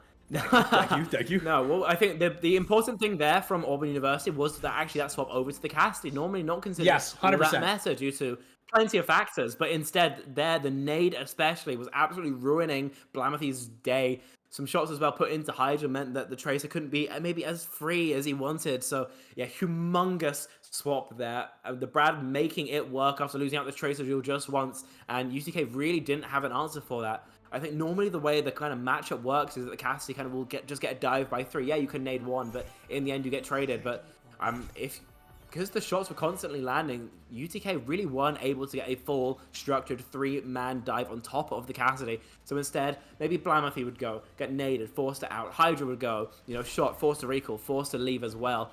That was what we consistently saw, and unable to dislodge the Cassidy of the Brad when they weren't able to get through the point, and now 4 minutes to hold. Yes, they are maybe advantaged with their comp, but they have a fight and a half to give up, being realistic. So a lot of pressure now on their shoulders. A lot of pressure on the shoulders of UTK. They want to win this one. They want to take down Auburn, who has just been cutting their way through every top dog team here in the EGFC. And now UTK, we've got to see if their bite is as bad as their bark here on Watchpoint Gibraltar. Going to that 5th and final map, New Queen Street, opens up a whole new can of worms for these teams. The Brad on the Symmetra, finally. I've been talking about Sim all day, and we're finally going to get the chance to see one. Let's see if Auburn can work well with it, though. The Brad brings it out, is going to swap onto the Tracer instead, but got the necessary high ground. The counterpin was huge. Blamethy stays alive. There wasn't a Bionade to catch them, and I think UTK has to play very carefully. They've got to stall out Auburn as long as possible. They need to make every play cost as much time as they can, and as Kobe tries to go deep into the backline, gets whip shot down onto the low ground, they've already burned a good 30 seconds off the clock. The card has not gone far Right now, what UCK have to do is stay alive, contest the cart. Blamethy going for a deep dive, but no one is able to fool just yet. And hopefully, this Doomfist survives, and UCK will live to fight another day. The cart has not moved in about 40 seconds here, so these teams are definitely playing their patience. They got it underneath bridge. They entered the car wash area, and they know that's exactly where they want to bring that to the table. Kobe goes onto the high ground. Gonna get knocked away once more, but the cart slowly but surely sneaking its way underneath. They have to go carefully, playing low and slow on the side of Auburn. They're looking for a C9 if they can find one. We know how meticulous they've been with that energy so far, and they've failed to cap or touch the point many a time, and they want to try and mix things up here. They want to force that same play onto UTK. Yeah, Nanoboost coming up for Ducks are normally going to be their win con. Of course, if Hydra lands this pulse as well, then that could mean another same back to spawn for an Auburn University. Right now, though, this has been a pretty strong defense. It is a little bit unfortunate for them that the cart's got so far under the bridge, but they can still hold forward at least. Halfway done. No room at all for error. Yeah, I mean, Auburn University already down to half their time bank. Not a position that they're really eager to be in, so to speak, but it's the cards they have been dealt right now. They've got to learn how to play, and we see a Nano boost and a full smile available. A Nano on the side of Auburn University, and as Riptide may go down here, has to drop that healing. That healing aura keeps himself alive, and late Nano goes out. This could be detrimental, and it looks like it very well may be as that stun comes through. A huge pick onto Namuji, and Obese Chicken can't get out of the way. 1 HP, sent back to the spawn room, and it looks like the soldier will be joining them in just a moment. Riptide takes themselves down. 100 seconds left on the clock now. Things are looking mighty fine for the side of UTK. 100 seconds left to try and make that magic happen. And I love staggering the baby deal there as much as possible. Yeah, I mean, Kobe is going to spend so long in spawn. The only advantage, I think, here for Auburn is that Kobe didn't have to reset in spawn to get that meta back. So we'll have that self-destruct coming into this next fight. DPS ults as well as that nuke. Probably some of the weaker ones in this composition. So still not too uncomfortable yet for UTK. And the time now, very, very low. A minute and a quarter now. It's maybe only one fight.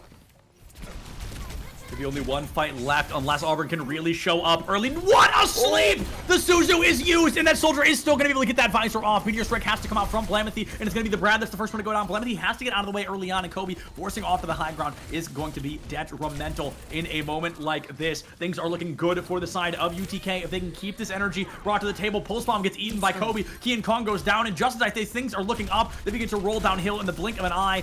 Blamothy can't get out of the way, has to go for the super punch. The Brig is there to heal them up, and the support's keeping this tank alive. Auburn University very rapidly entering their final fight territory. They've either got to win this here and force them at 5, or we're going to be saying goodbye to Auburn here tonight. It's close, but close is never going to cut it. A great punch onto Kobe. 26 seconds left. One pick in favor of UTK, and that'll be all she wrote here tonight. I'm terrified of this overclock right now. Kobe is going to have to do a fantastic job mitigating this. The kite is going to have to be absolutely perfect, else this could end just off the back of the Sojourn. And low time, we're going to have to see overtime triggered. It's an early contest coming through, and the Brad going down! The Brad is down, the Pulse Bomb null and void. Kobe has to throw a bomb. They've got a Kitsune, they've got a Nano, and we've got an overclock from the heavens here. Kian Kong needs just one elimination. The bomb is high, it doesn't find anything. Hydra traded out for Obese Chicken here. And the threat of this overclock is not going to be a threat much longer. Riptide goes down, and in the panic, Kian Kong has to avoid that Kitsune, or that Kunai, excuse me. That Kiriko, one of the last few members standing, puts a little bit of damage on the board, gets the final shot, and almost guarantees a victory here. Last player standing is the Brad. Recalls away. The timer ticks down. The wick does not come to a close quite yet, but will in that final moment. And UTK takes down Auburn University 3-1 here at the EGFC. UTK were definitely allowed to sweat a little bit there, especially on their attack. But when it came to locking it down, when it came time to focus up, to lock in, then they were most definitely there. Blamothy did a fantastic balancing act on the Doomfist. Aggressive, but never feeding. Going in deep, but never too deep, and never getting punished for it. So it's absolutely fantastic for him, especially. And UTK off the back of it, they do win the series 3-1. Competitive as it was, UTK, I think, did look like the better team today. Yeah, I have to agree. Down to the wire in nearly every map except New Junk City. That was very much all UTK, but every other map we saw was very close, very down to the wire, and it is unfortunately not going to be enough from Auburn tonight, but Auburn, they are a very talented team that go down to the legends of University of Tennessee, Knoxville. We're going to go ahead and send it to a break here. I believe we're going to try to get an interview with UTK, so we'll be back either with an interview or with our next series, because we've got 2 more for you in just a couple of minutes. Either way, don't go anywhere.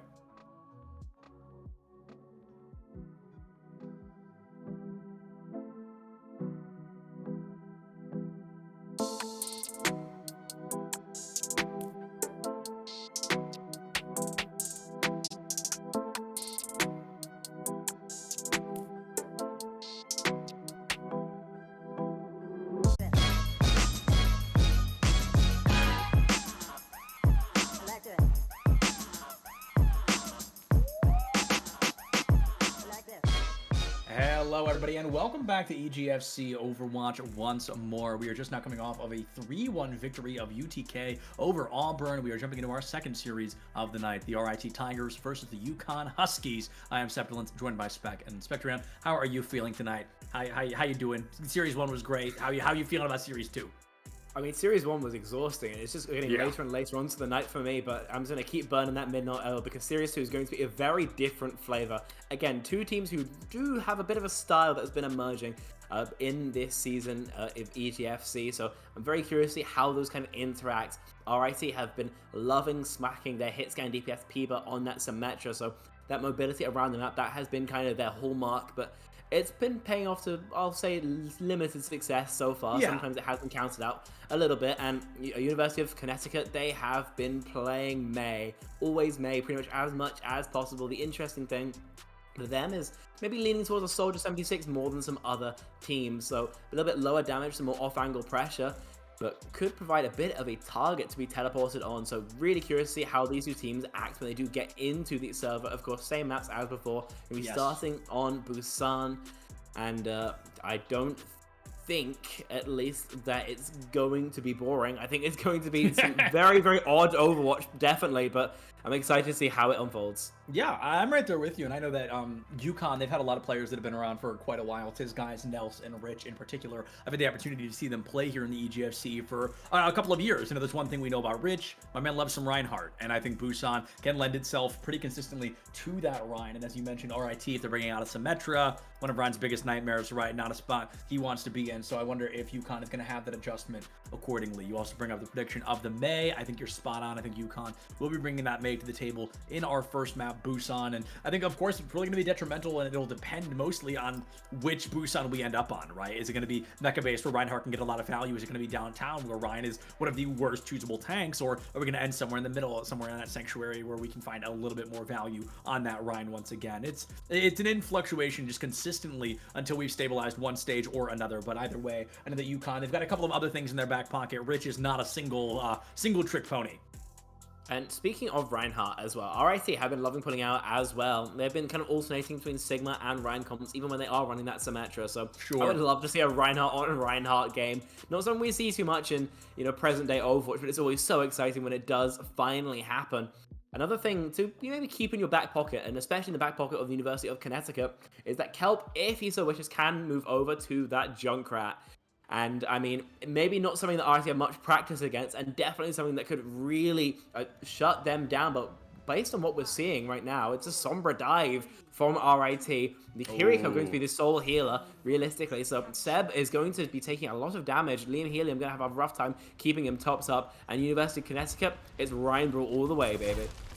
Yeah, this is going to be interesting matchup here, as I think Seb could be really valuable, but could also be the lack thereof. Getting hyper-aggressive, getting too deep into the back line, getting taken down just like that, actually, is not what we want to be seeing in a scenario like this one. Rescue Toes going to be the next one to go down, and RIT finding themselves with a 4v2 disadvantage, which gives UConn that first opportunity to cap this point early on.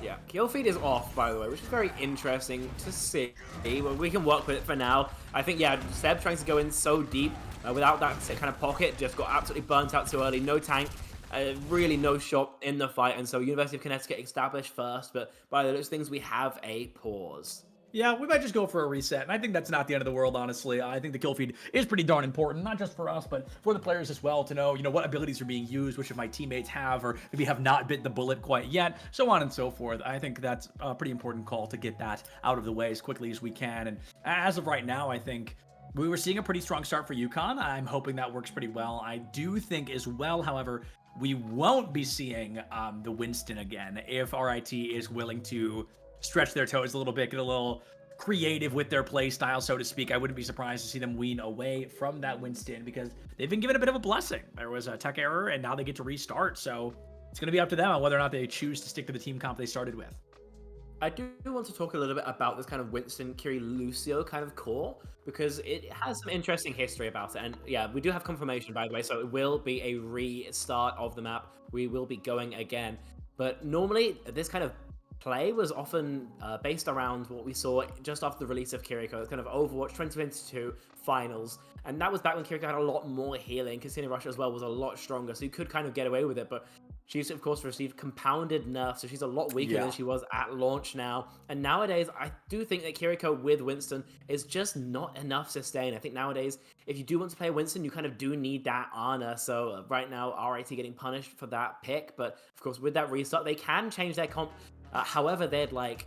But, I mean, there is also a bit of mind games coming out of the other side. Maybe University of Connecticut want to change over something a little bit more punishing. They kind of do have that opportunity for them should they wish. So they could just get gentleman's agreement, just play the same thing. Right. That kind of hasn't rolled out. But equally, they could get really tricky with it. Yeah, there's not technically a rule set in terms of what you should or should not do in this scenario. There's nothing that says you have to stay on the same comp, so you wouldn't hold it against a team if they did swap, but RIT, they're not going to be. They're going to be sticking to this Winston, and I think you bring up a great point earlier, Spec, on how Kiri has been nerfed just through and through. Poor thing cannot catch a break no matter how hard she tries, and it makes it really difficult to play her in any form of circumstance like this one, so I wonder if we're going to be seeing her emerge a little bit more or less, but I know Liam is very talented on that Kiri, and it looks like Tiz guys is going to be the first one to go down this time, so a fight that UConn was able to win last time is not going to be on their side. Instead, RIT with a great opening from Foliage is going to emerge early on. Yeah, Tiz guys a little bit out of position, and Foliage more than happy to follow up. That time, no damage at all taken by the looks of things. Instead, it's just Foliage who cleans up the point. Dismantled by a Sojourn. Not really any counterplay, but regrouping fast. At least is Connecticut, and Foliage getting diff now by Eclipse. Yeah, really nice showing from Eclipse. I think that was a bit of a bold play to jump out the gate like that, go for that railgun shot, but the hard work pays off. You find that elimination, you give your team a 5-4 advantage state, but Eclipse may not be long for this world. Taking one for the road, Seb gone as well, and Peever maybe too deep into the back line. Can't get the necessary value. UConn doing a really, really nice job, just coming right back out the gate just as strong. I mean, they come straight back, and they come back swinging. So a huge pick coming through from Eclipse. RIT sent back to spawn, now regrouping, but pushing into the rank can be a lot harder than the reverse. So Seb might struggle to find value here. Sure. Looking for that value once more as Seb goes deep into the back line. He's going to be able to pick up Nels, but a pin comes through. Should be able to get a lot of damage onto Seb. Peeper gives their life for the cause, and Seb gets back onto the Mega, which is hacked. It's going to be huge keeping this team alive. The Winston in particular, but the Winston might be the only one alive. Foliage is gone. YouTube Kelp has to get healed off, and Liam will finally get that Vengeance kill onto Eclipse. Let's see if there's an opening door here for RIT, or if Rich can hold this door closed and give us a bit of a Hodor moment. Will be taken away by Rescue Toast. Tisguys gets the trade, and Kelp delaying the inevitable. There's a Lucio Boop with their name on it, and somehow they survive it! He gets the Blizzard on the point as well, so there's still legs for Connecticut in this fight. Beat pops on both sides as well. UConn, they are just biding as much time as they possibly can. There's the Matrix dropped by a double beat. Kitsune Rush comes out, but Nelson's going to be the first one to go down. Liam traded out with the swing of that Rhine Hammer in the back line. This is a pretty critical moment for the University of Connecticut. They've expended darn near every ultimate they have, and I think they're fully aware of that fact. They've got to change things up. They've got to get a little bit more aggressive with their style of play, because if they lose this upcoming fight, they may not have enough ultimates to answer back. However, even with the 3 ultimates expended, they've got 2 more coming into this. Are we expecting the overclock or the shatter in this fight here? Probably all of them. It's last fight territory. As long as you win out the fight, then you don't really get how it happens.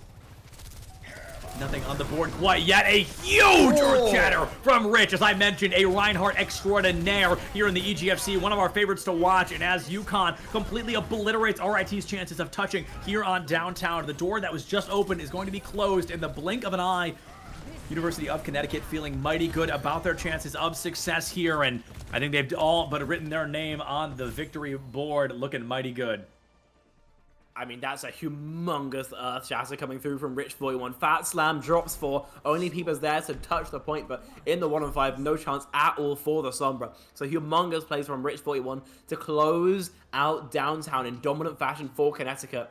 And now as we move on to Mecha Base, where this Ryan's only going to get stronger, then it does mean that we will be seeing the mirror. RIT versus University of Connecticut, both playing that Ryan Brawl, but both playing some very different flavors. We're seeing the Moira out now from RIT. Gonna mean there's some more healing, but losing the lamp, losing the damage, too much to sustain. Indeed, they will be swapping over.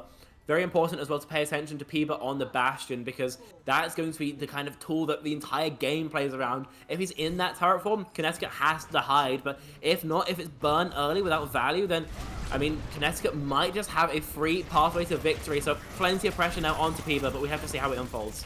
A lot of pressure on the board here, and it looks like that Bastion is going to be able to create a lot of space. Rich barely able to make it out of the way.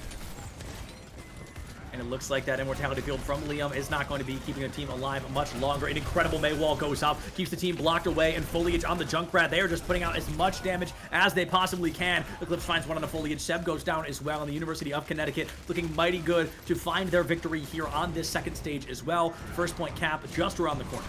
Yeah, it's definitely another interesting wrinkle in RIT's composition. The Junker of Foliage 57, yes, does help with damage, but losing out the Maywalls, most teams would argue too much to bear, but right now we're seeing it, and we're not seeing too much value found just yet. University of Connecticut holding the choke, marking the rotate, and with a great shot in this next fight. Oh, Rich goes in, maybe a little too close to the sun here. It takes a lot of damage from that Bastion spray and pray, but it looks like they will still find a way to emerge victorious in this fight. Baiting off to the far side here. Seb doesn't know which way to look, as UConn's doing a really good job of being every angle all at once. Rich gets a little bit too confident there and will be taken down by Seb in the backline. Foliage playing a much safer Junkrat now. The ideal play style is staying out of the way, because if you don't, things just like that happen. Seb goes up against the wall here, pretty much just delaying the inevitable, but the Baptiste comes in, the Immortality Field used, and even though the Reinhardt lives, that is a huge piece of utility off the table. Oh, beautiful pick. Peeper is going to be taken down. And before the fight can even really stop, it is going to be opened right back up. Rich and Tiz, guys, obliterate the remaining members of RIT. And all of a sudden, University of Connecticut already halfway done with Mecha Base. They got the luck of the draw getting Mecha Base as the second option because Rich loves to play this map.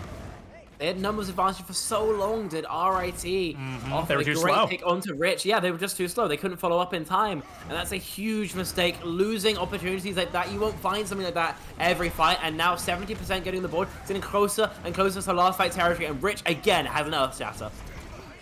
Rich with that Earth Shatter online, feeling pretty confident with this energy here, trying to bait out the shield. The wall is down. The Immortality Field is about to be missing, and the Shatter could be huge, but they bait off the Blizzard instead. They know the Blizzard is going to be able to make that necessary space. They sit on the Shatter even longer, and at this point here, Spec, they just might not need it. I mean, 10%, you have the beat and the Shatter, you might as well just go to spawn, but instead they're walling off Shatter. the lower. Do it. Do it. Yes! Yes! Beautiful. Runes.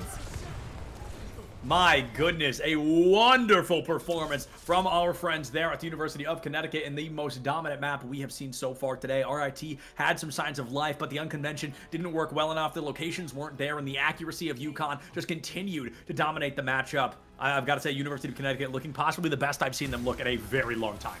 I mean, they were absolutely surgical there on that Reinhardt composition. RIT were consistently just getting smashed, in fact, by them in these fights. And, I mean, it was a team performance. It was a nice effort, especially from the DPS of RIT to try and, get a little bit back, but it just was not enough. Connecticut right now are looking terrifying, and as we head onto Para-ESO, then even the Rhine sim strats we've seen out of RIT might not be enough to net them the map win. Yeah, I think the Symmetra Rhine can work pretty well on the first point and then into third, but it's that whole middle section where you're really finding yourself struggling with the Reinhardt due to the natural high ground, due to the Sojourns on the other side. If the enemy team goes something like a Diva or a Sigma, Rhine can really get boxed out. So I'm also anticipating not Reinhardt. I don't know who exactly it's going to be. I think pretty much any tank here can be played, albeit Wrecking Ball and Roadhog. Those are kind of my exceptions. So if you're comfortable on something else, I think both teams could bring it to the table here. But the University of Connecticut have to be feeling really good about their odds right now because they've won one map already. They're 33% done with their goal. Yeah, they're going pretty quick. Like, I have to say, I do think even Wrecking Ball's kind of playable if you happen to be especially good at him. Roadhog, though, is still... Roadhog's a troll pick. The rework was not a real rework, and he's still probably the worst tank in the game. So a little bit unfortunate for the Hog mains. I know that only a couple kind of high-level players are even picking him right now, so just a little bit weak, but I don't think we expect to see either of those right now. I think Connecticut locked into that Reinhardt, and RIT, I think, might even be judicious of them to try and match it. Obviously, it didn't work out too well for them in that last map, but... in terms of what else they can run to slow it down, I don't really see it. I would love to see an attempt just to ego check Rich 41, try and block a couple of the shatters, try and get a Rhine diff in there because, I mean, I don't see what else they can do to mitigate the effects of that shatter so consistently. Sure, they want to find the mitigation of that shatter because right now Rich has not missed one pretty much through and through, has really been powerful with that performance on the Reinhardt. And Para-ESO, as I mentioned, maybe that first point, definitely the third, but you've got to make it to the first or to the third or fully hold the first. So there's a lot of versatility that may not work well. And I do think if RIT brings out the Bastion Junkrat composition that we saw earlier, I think this is a better place to run something like that. I agree. I also think that they should not do that. I will elaborate. I do think that the Junkrat it doesn't provide enough value in terms of either playing against a Brawl composition or playing against a Dive composition. I think that in terms of extra damage, it's really nice to have, but especially when you are playing with a Bastion, then I mean, you kind of have enough of it. There's very few threats that need to be solved with more DPS. So instead, a little bit more utility is normally what I prefer. Maybe an ability to control an off angle, like a Tracer, like a Soldier, like a Sojourn, or the ability to isolate the tank with the Maywall is typically where teams like to go, and for good reason. And Junkrat not really helping with either the off angle or the utility, I think is just going to be a worse pick, unfortunately, than a couple of other heroes. So I think they've tried it, did RIT, and not something they play too often, I think. I don't imagine we'll be seeing it throughout the rest of the series. Yeah, I think it is going to be something that I hope we aren't seeing. Now, unfortunately, that doesn't mean we're not going to. There's a very real possibility they do choose to extend forward with that Junkrat Bastion because a lot of teams will just play what they're comfortable on, and we know that's where RIT is pretty darn comfortable, all things considered. I'm going to be looking toward UConn to play the proper adjustments moving forward, to play the proper energy out the gate, and I'm hoping they're going to be able to find that, but I don't know. It's Paraiso. Anything can happen here. A lot of characters that don't work elsewhere can work pretty consistently on this map. So fingers crossed that we get a bit of a loud performance from RIT, but I also would not be surprised to see the University of Connecticut Huskies just come out the gate, go for a full hold, or I guess they're attacking first, so a full cap and then into a full hold out the gate. I think University of Connecticut is just in the winning position right now. We need some big changes from RIT if they want to make something else happen. Yeah, I fully agree. Now, I will say the past couple of times I've seen RIT play this map, they have always led their attack with a Symmetra Reinhardt composition, pretty standard for what they like to play. Now, they can swap over to a Sigma, but the Symmetra is always going to be a mainstay. And to their credit, they have worked out a couple of very strong teleporters that they can leverage to their advantage. The kind of issue that they have found more often than not was that they hadn't worked out more. They had maybe one teleporter for each point, so once that strat was kind of figured out, solved by their enemies, then they were kind of bashing their heads into a brick wall, knowing full well their opponents had worked out their strat, but not really having anything else to fall towards as a plan B, as a plan C. So options, variety, those are going to be the key words for RIT, I think, in Paraiso. So those have to be the kind of change-ups that power them to a victory if they want to bring this map over University of Connecticut. Else we'll be heading into New Junk City on Series Point, and I mean, Ryan comps on Flashpoint are absolutely terrifying. Yeah, and I like a lot of what you just said there, because Overwatch at its core right now is swapping, right? Is counter picking, and I think that's something that we need to be seeing a little bit more of from RIT. You run that constant danger of, would I rather play something like something that I'm comfortable with, or should I play what is meta? And as of right now, playing the meta is, of course, just that much more important, to play something that is going to get you signs of success and not just signs of detriment or comfortability.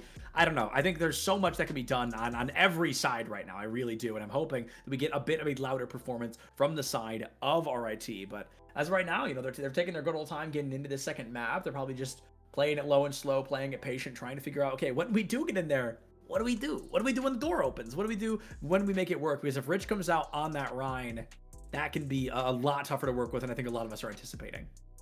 I mean, yeah, Rich on the Rhine was terrifying, wasn't he? I mean, fantastically played, and I think something we didn't really get a chance to talk about was the backline of University of Connecticut, and I do feel like for supports, often maybe being quietest is often the best. If you never have to say their name, they're never going down early. Agreed. They're never caught out. They're never making important mistakes. They're sitting there, they're doing their job quietly, they're enabling the rest of their team. And that was exactly what we saw out of UConn. So fantastic play from them. I do have to give them a short shout out. Yeah, as we mentioned, we're just waiting to get into Paraiso now. And at this point, all we can do is speculate. Speculation is the name of the game, and we're going to be looking to see if we get any loud performance from RIT, and it looks like we finally are jumping into the game. We have been in the game, and that makes a lot of sense why we've been sitting on this. It happened so quickly that UConn is already finding themselves emerging on this second point. This is exactly where we saw the map and in our previous matchup, and I think I'm looking toward UConn to keep this energy moving forward, but fully 57 already takes Nels out of the equation, and RIT themselves expending Seb's nano boost out is going to take Rich down. We get here just in time to watch UConn finally stopped in their tracks. Yeah, 2 minutes on the time bank. UConn going to have to spend a hot second thinking about how they want to attack, because they're going into such a heavy poke composition. And with no Symmetros, the looser speed and scaling can be so tricky. I'd especially be terrified of that Captive Sun, as while it doesn't phase through barriers anymore, if it gets a big connection, it could still be a quick team wipe. So UConn are going to have a lot of thinking to do as they figure out how to attack, but just running point and forcing RIT to contest them. Contesting will be coming through with that Rising Sun, and Liam takes not one, but two out of the equation. Looks for a third into the form of this main. Look at this. How often have you seen a Laurie rush down a Mei like this and live to tell the tale? Liam certainly feeling confident on the side of RIT, and I mentioned it back in our first series. I'll say it again because this proves my point. This is the hardest part of Paraiso. Part 1 is easy. Part 3 can be capped pretty consistently. It's this second point because the spawn for the attacking team is so far away that we see teams very, very often get stalled in their tracks, just like UConn is right now. Yeah, I mean, huge plays from the supports. Rescue's landing a huge nade, and then Liam as well with the Captive Sun, but into the next fight. Now Rich goes solo and might fall, but lands. Oh, the lamp is out. Liam is going to lose their turret as well, so a lot of healing offline for the University of Connecticut. No, for RIT against UConn, excuse me. Oh, wowza! Okay, fight's over before it can really begin. Both of this damage dealers are going to be finding some opportunities there. Rescue Toast and Foliage are going to go down. Seb eliminated and obliterated with that accretion online. And with less than a minute on the clock, they're desperate to find an opportunity. It looks like that opportunity has been found. The door busted wide open, kicked off its darn hinges by the University of Connecticut. I mean, even I couldn't tell you what happened there. It looked to me like Foliage and Rescue Toast just exploded. I assume just both the didn't DPS miss. Yeah, they just hit their shots at the end of the day. Is all you have to do. And now there's so much base gain for Connecticut. They're just running at them. Liam Helium may as well fall, but it looks to survive. And now Rich, the one caught out of position. Rich caught out of position, is going to be able to get back, maybe, oh, but it's going to be that overclock from Foliage 57 that takes them right back into the mix-up, adds a bit of pressure to the equation, and makes it that much harder for the lineup to emerge victorious for the University of Connecticut. Now, Spec, we're looking at 90 seconds on the clock right now. If UConn is going to touch that third and final point, they're going to have to do it in overtime, so I'm wondering if the opportunity is going to work well for University of Connecticut, if they can even get to that OT, or if RIT is going to be able to stall them out in this very predictable choke. They have cooldowns at least. They have ultimates, so a Blizzard Flux combo could get them a free fight win. The nuke reset is punished from Seb, and that means RIT are already a tank down. The teardown is coming out from UConn once again. Eclipse is 13 HP, but got the elimination on the Peeper with the help of Tiz guys. A very aggressive Blizzard from Kelp here, just forcing the entire team into the back line. Toast is gone. The turret has been eliminated, and it looks like the rest of RIT is about to get obliterated. Damage is being dealt very aggressively by this squad, and now I feel like UConn has really increased their chances of capping, maybe even with 10-ish seconds on the clock if they don't get stopped. Yeah, they could well here. I'm especially scared about the double supportals. This beat of Tiz guys can mitigate so much, but Flux popped early, Seb taken down. Seb is taken down in a very pivotal moment. Captain Sun from Liam is not going to be enough for the beat drop from Tiz guys. Keeps the team alive. A huge bionade onto Nels is not going to keep them up, and look at that, 17 seconds, 10 seconds faster than I was even anticipating the team to get this far. You got to say, it's not something I was anticipating to look into, but a win is a win regardless, and we're looking mighty good on the side of UConn. A win condition has been set. To be honest, I'm surprised they didn't cap in overtime. That is a massive difference. I agree. I mean, 90 seconds on the first hope, but they speed run the end of the map. I mean, it's as you said, second is always going to be hardest. Third and first going to be a little bit easier to assail. And fantastically played from University of Connecticut. The map does not take away from what an achievement this is. That 17 seconds could be pivotal should RIT also take us to extra innings. But right now, as you said, the buck has been set, and now RIT going to have to equalize it. It's going to be a little bit harder, I think, attacking with the composition they like to play. That Echo Soldier doesn't really have an ability to just go snap like that. It takes a while to find those picks. It can be very, very slow to play. And so it might take a while to find an opening for the University of Connecticut. Also worth paying attention to is Nelson now moving over to the Iliari. We haven't seen too much of this double flex support from University of Connecticut so far, but at least in theory, it's a terrifyingly powerful composition, one that can massively punish RIT, especially in these longer range sight lines. So if Nels and his guys can get just a little bit of damage in, then RIT could really struggle to get around it. Counterplaying it, actually, will be the Zenyatta Ana. Going to be a little bit lower in damage, but much higher in utility. Ults as well going to be a little bit stronger. So two different looks, two different styles, but in the end, the composition's theory is mirrored. Yeah, the theory is definitely the same. We're seeing a lot of similarity with the Sigmas, with the Sojourns, and with the Baptista, of course. But that Zenyatta, you know, he's not been the same since getting nerfed in Arnold's previous patch, where if he discords somebody and takes it away, he cannot discord that person again for 7 full seconds. That's a very long time, let alone in a game where this game is decided by seconds. So I'm looking to see how well RIT can be using this Zenyatta. Liam is a very aggressive supportal combat style player, loves to get into the face of the enemy team, loves to get hyper aggressive the way that Seb is right now. A wall goes up. Kelp actually disrupts the accretion that I believe would have killed Seb, so that elimination will not be found. But I think if you're on the side of UConn right now, you don't mind what's happening, because, I mean, check this out. It's been a full minute, and not really anything has happened. Oh, there's something. There we go. Early. That hurts, and Rescue Toast mopped up as well. I don't think this fight can keep on going for much longer. Indeed, there's going to have to be a reset from RIT. And yeah, these two comps are going to be so slow all the time. So you check this out. RIT won the fight. What's going on? You know, they had the value, they had a space to work with, and then they lose to, they don't get out of the way in time. 8 seconds later, Peeper gets eliminated. So they've fully lost even a full reset. They just burned themselves 20 more seconds. I mean, a minute and a half gone, 2.5 left to go, but how many fights actually is there for RIT? Just running out of opportunities already, and the defense starting out looking ironclad. Ironclad indeed. That is a great word to describe the absolute wonders we have been seeing so far from our friends here at UConn. They've got about half the time bank left. They can go for a full hold here and push us into map 3, New Junk City, being up 2-0. I'm looking for this Gravitic Flux. I'm looking for this Amplification Matrix. We know the Captive Sun and the Blizzard are just around the corner. Wonders to be worked with. And Nels will be the first one to go down. Railgun from Foliage will take them out of the way. Amplification Matrix comes out. The Gravitic Flux puts them up, and Rescue Toast has to use the lamp to stay alive.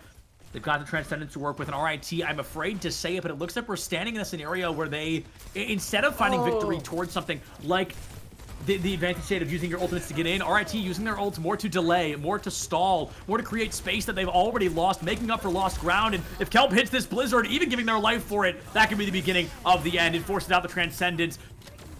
And that might actually be the exact ultimate this team needed to stay alive. Tiz guys can't get out of the way. Captive Sun comes out late from Nels. That's an ultimate that UConn might want back down the line, but first point, I think it's just about ready to be given up here in these final moments. And, I mean, that was all cascaded off the back of Nels getting picked earlier. Now, there was enough time for him to respawn, come back in, but UConn just getting pushed, actually. There's a real chance that Rich gets staggered here. By the looks of things, will be able to escape. But these late frags going both ways and make it so awkward for both teams. Foliage going low as well, but it looks like for the most part... Oh, no, Rich falls! Oh, Rich goes down to Liam Helium. We've been so confident with the performance of this play so far, with the play of this Sigma, and we talked so aggressively about what we're seeing from the side of this Zenyatta. We've been critical, we've been loud about it, but the Zenyatta is finally going to be working well enough for RIT to take down Rich, create that space. Are we looking at ultimates going into this next fight, do we think? I mean, yeah, you have to be. The overclock comboed with the Gravitic Flux can get a quick elimination. Just a body shot is going to get the kill, but it doesn't matter if Seb falls early again. Seb goes down, blink, and he misses. These poor Sigmas just cannot stay in the mix-up like they want to. Liam Helium is gone, Rescue Toast falls, and I think the rest of the team is more than aware that this is going to be a lineup. 3 eliminations in a row from Rich, 4 with the help of Eclipse. UConn 2:40 on the clock. They finally stopped the breaks here on RIT, and this is where things are going to get tough. If RIT is going to lose this map, I wouldn't be surprised to see it happen right here. I mean, 2.5 minutes on the clock can go by in an absolute instant, especially with UConn charging up their ult bank further and further. Same could be said on the other side of the border, but there's so much pressure now on Liam Helium to charge that Transcendence up to mirror the Gravitic Flux of Rich. Bieber is going to be eliminated by Kelp early. That's going to be that visor offline that I feel like we've really been seeing this player try to use, but has not been able to bring it to the table quite yet. RIT looking for some action, looking for an early pick, and they're not going to be able to find one. Instead, they get picks. Liam Helium is gone. Rescue Toast has fallen, and UConn just playing with their food at this point, walking through dominantly into this matchup. Yeah, I mean, it wipes out, and now UConn coming down into just sub 2-minute area. With how slow some of these fights have been, then could well be the last for RIT, but across the board, you look at all those check marks, almost 10. I mean, this next fight, Seb, it's going to have fireworks. There are going to be fireworks on the board. 5 ultimates, a full ult apocalypse just around the corner here. We see Foliage, the last person to try and reach that ult, but if you've got one, you might as well use it, because if you don't, you're going to lose it. 80 seconds left on the clock. We see the Transcendence come out, and that is going to be huge. Kelp does not have that same graces, though, and they are going to be falling. Rescue Toast taken out by Nelson's headshot, and unfortunately, the healing from Transcendence doesn't keep everybody alive. Now, Liam, the only standing support, dealing damage instead of looking for that heal, as the orb can only do so much. Rich takes an accretion straight into Liam's robotic dome, and now Peever goes down all the same. 2 ultimates used from UConn, 2 used from RIT, and the kill feed wouldn't even let you know that RIT popped an ult there. So hard to tell. That was so chaotic. In that small room, the Blizzard, the Transcendence, so many just abilities clashing. But in the end, yeah, UConn, they emerge unscathed. And now last fight territory, both teams able to keep the Gravitic Fluxes through, especially Liam burning his, especially painful. Now doesn't have the Transcendence to mirror out the Gravitic Flux. So Rich is going to be almost free. The lamp is going to have to be perfect from Tiz guys, and Rescue Toast on the other side of things.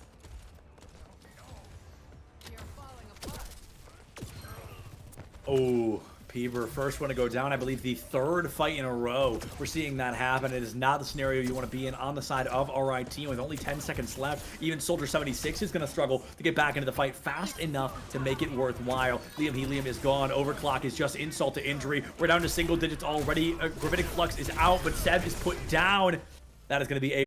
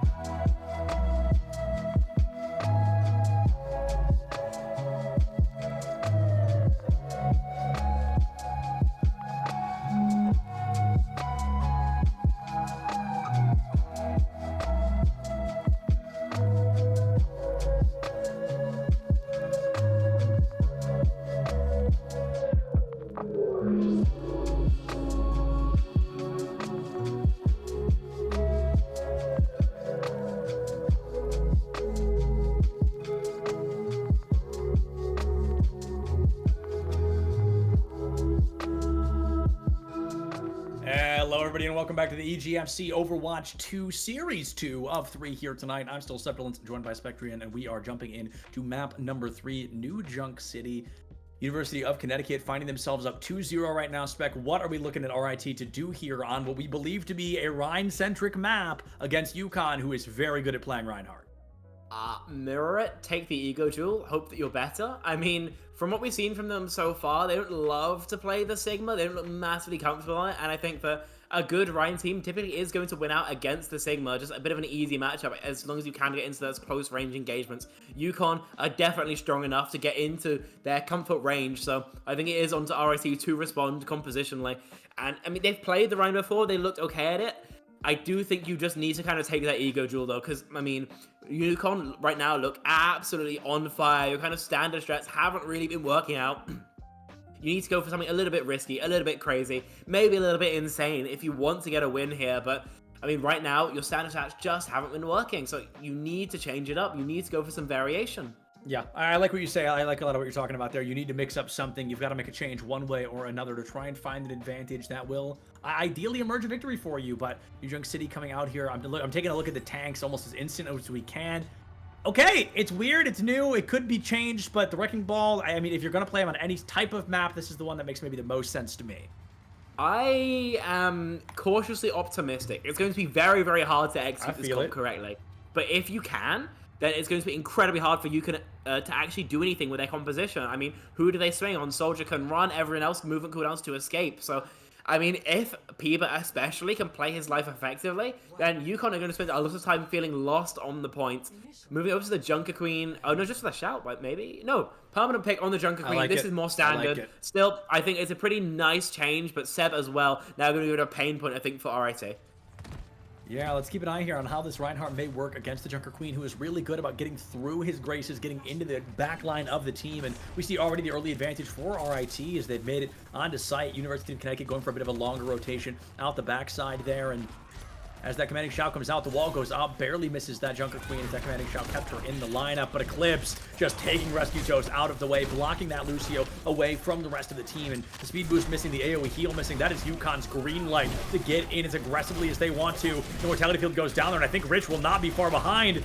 As much healing as they can pump in to keep that Reinhardt alive, and still, Rich is going to bite the bullet early on. Point cap in favor of UConn, but it's only going to be for mere seconds.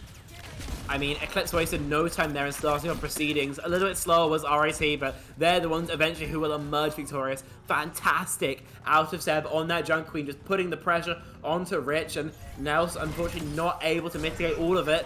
Wait, Rescue Toast falling here again from Rich means that suddenly the pendulum swung back the other way.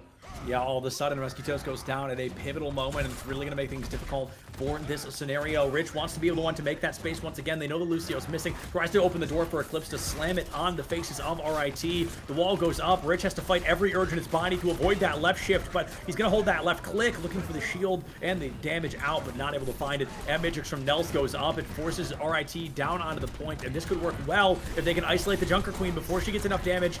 The Rampage is close, and they can take down Seb. This is the exact opening they need, but they're just not able to find it. The healing too strong. Finally, Seb goes down after Liam. Liam is going to be next to fall, and Rescue Toast is gone. UConn should have this one in the bag. A late visor from Peeber finds one, but not a huge fan of the usage there. That's an ultimate I think they're absolutely going to want back. I don't hate it on whole. I think that with the Lucio you have, with Soldier being a little bit faster than the Sojourn, you are going to touch point a little bit earlier. I don't see what value otherwise you could find with Attack Visor. So it's not the end of the world, but re-engaging now into 4 for ultimates. I mean, RIC going to have a rough time pushing into this. Kelp with the Blizzard especially could ruin their day. This Blizzard could be huge and just biding UConn the necessary time they need to emerge victorious in this fight here.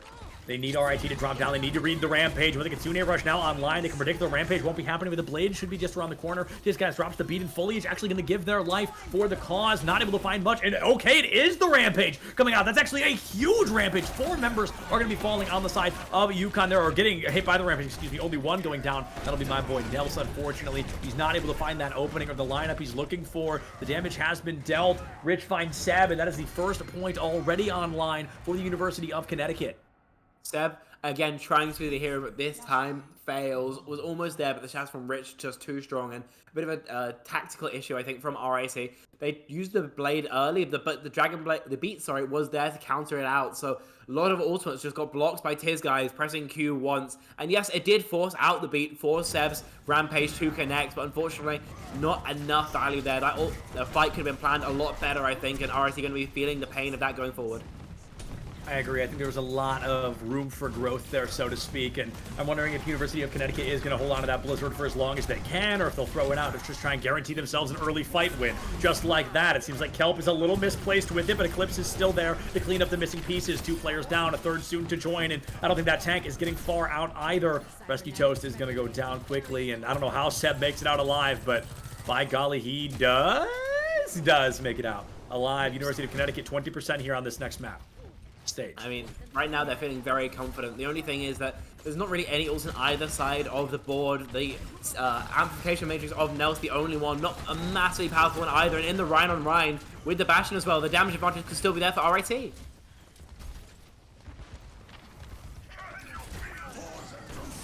Rescue Toast is going to find an elimination there. Tiz Guys is going to be the next one to go down, but Seb finds a wonderful Earth Shatter to clean up the members on the side of University of Connecticut for the first time in a long time. RIT's large and in charge, and it feels like they meant to be, something that I've been pretty critical of because we haven't had the chance to see it quite yet, but they are emerging victorious, and I've got to say, more power to them. Let's see if they're able to hold this, though. That's the true challenge. Yeah, once this mirror got established, then RIT instantly back into the game with their first percentage on Flashpoint accrued. As you mentioned, they're holding it as a different matter entirely, with Rich nearing the shatter. Tiz guys with the beat. It's very likely just going to be a beat engage into the front line of Yukon, and seeing if RIT can hold up to that. Oh, that's an early Earth Shatter. That is exactly what they needed to emerge victorious here. Foliage and Peever are going to be going down, and it looks like Seb and Liam are not going to be far behind. 60% on the board for RIT is stolen away by a one and only Earth Shatter from the University of Connecticut. I talk about how powerful Rich tends to be, and he's just proving his weight's worth in gold. I mean, Rich 41 right now feels like he's got an 100% conversion rate on his Earth Shatters, and looking to take a split fight is all of Yukon. Liam is going to find that elimination against them. There is Eclipse, and oh my goodness, Kelp getting hyper aggressive with that play. Wants to get up close and personal, but chooses to slow down just a bit, pop that freeze, and still gets the elim for it. Second flashpoint already gained, and Yukon now 100 seconds away from emerging victorious here on this third and final map in a very dominant 3-0 fashion.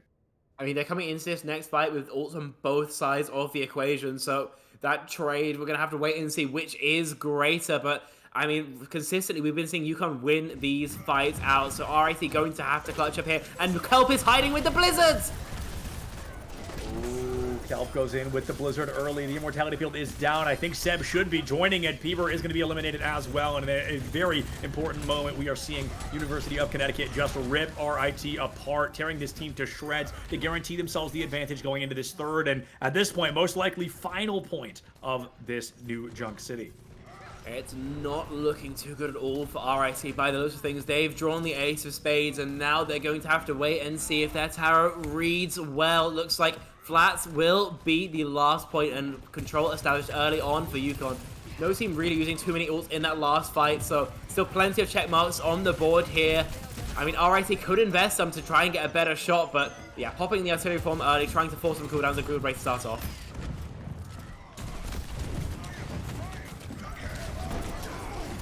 Again! Oh, what a shatter from Rich. I mean, it's just insult to injury. Walks behind the shield, drops the Earth Shatter, gets the pick, chases the enemy Rhine town deep into the back line, but I don't think he can get the pick with the natural architecture of the map. 52%. Liam is gone, and Seb, the only survivor again, does not get to drop that counter shatter. University of Connecticut, they're just from a highlight reel right now. I mean, I don't think Rich can miss a shatter if he tried at this point. Every single one is connected. Every single one has found its mark. And now, I mean, hiding with the pin by the looks of things, trying to offset, but spotted out. A little bit of pressure now onto Yukon, who've maybe flown a little bit too close to the sun here. Ooh, 7 seconds left. Is there going to be a touch from RIT? The wall's out. Another Blizzard from Kelp is absolutely insane. A teleportate on to site here. and it will get RIT a bit of an advantage to finally emerge. It's like you sat on that sim for so long, you charged the photon barrier, and that's the first thing I can really remember her doing, which is not a good thing, all things considered. A Blizzard goes deep into the back line, overclock to boot, and UConn have all but brought this game to a close. Shatter comes out from Seb. If Rich goes down, it could be a turned fight, but Rich is going to be taken off the map by Seb, who actually lives close enough to keep themselves alive. Seb, the last player standing once more, won't be for long, and the University of Connecticut have emerged victorious in a 3-0 fashion over RIT tonight. Yeah, nice effort from RIT. I do really like the moving over to the Reinhardt, and it did net them some small success, but University of Connecticut just looked fantastic all series long. This Reinhardt composition they've worked out is absolutely deadly. Every part a well-oiled machine, but I mean, the engine, the core has to be Rich 41, because every single Earth Shatter was a fight with a death sentence for their opponents. And any team playing into UConn now has to be absolutely terrified of Rich 41. Yeah, without a doubt. Rich has always been a very powerful Reinhardt player, and I'm excited to see what they can bring to the table a little bit more. We're going to go ahead and throw it to a short break here as we are getting ready for our third and final series of the night, Hawaii versus Marquette. It'll be a fun one. We'll see you right back here at 10 p.m. EST. Don't go anywhere.